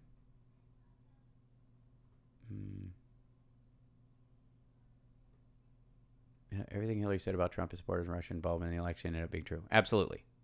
I voted for Hillary and worked for Obama. Lots of teachers did in 2008. Obama's mistake was not having his campaign apparatus help the congressional candidates in 2010. I think they were just overwhelmed. If you look at where their coffers were and the money that they spent just trying to make that happen, because that was a mobilization. Believes the fact that some of his former campaign staffers did offer their on the ground personnel with a swing state. Okay, yeah. Here's the thing. Again, we can't even relitigate this because it's not going to be done. But understand this: you might not even be able to vote this fall because you might get your registration monkeyed with. You're going to have to be vigilant about it. You're also going to have to make a vote that counts. It's time to put one on the board. You know, it's like the time in hockey when they take the goalie off. Everybody's downfield. Trump makes paper airplanes with classified papers. Well, yeah. So, anyways, lab rats. That's right. So that's all I'm focused on is, look, be a decent citizen, cast an honest vote, make it happen. And when it comes to, we've gotten to the point where it's ironic that Republicans will often talk about things that the government has to do in terms of, well, charity should just pick up the slack. Charity should just do it. We should just count on charities to, people can go fund me their way into paying their medical bills and stuff like that. It's not the taxpayer's problem. The Democratic version of that is we will solve all our social interaction ills through legislation. And I'm here to tell you that won't happen. I mean, we look at the Civil Rights Act and the Emancipation Proclamation and know that didn't solve racism in the country. No amount of legislation will change that. That takes interpersonal relationships. That takes humanity. And progressives and liberals should be better at that than everybody else because we actually do care about other people. But when it comes to legislation and stuff, we should talk about what we can get on the board. And that's all I got to say today. I got to go. You guys are awesome. Thank you for sticking around. This has been fantastic. I always like it when you're here. And I will. I head off to China. I think Friday night, something like that, in the middle of the night. So we'll probably run a best of, or if there's some way I can pre-tape a show of segments that this week, it'll be that would be cool. I don't know that I'll have time. It'd be a tough one. But if not, I will be on again a week from now, and I'll be all over the Twitter machine and all that stuff as much as I can. You guys are great, and again, everything I'm saying from the point of view of someone who has the same values I think that everybody in this conversation has. The only argument we're having is about tactics, and tactical arguments should not destroy the value itself. That's how it has to be. That it must be that you do not let your disagreements about tactics destroy the foundation of your argument of your drive, because that's what gets drone strikes that kill more people. That's what gets more dark sites. That's what gets more the CFPB pulled down. That's what gets payday lenders' reins taken off and us back into the same mortgage debacle that we were in before. That's what removes workers' protection rights, lowers emission standards, makes the air and water more poisonous, and separates asylum seekers' families before they're jettisoned out of the country without their children. That's what division over tactic causes. Because I don't believe anybody, even, vehemently, even the most centrist Democrat ultimately doesn't want those things eventually. I just think they think it might take a little longer. And with their voters, they might be right. And if you try to do it too early, they might lose. So, and then you've got a Republican in there, and that person doesn't ever want what you want to have happen. So there you go. You guys are awesome. Think about it. And there you go. I'm happy to disagree, but I also want you guys to know that we all care about the same thing. Peace and be wild. See you next time.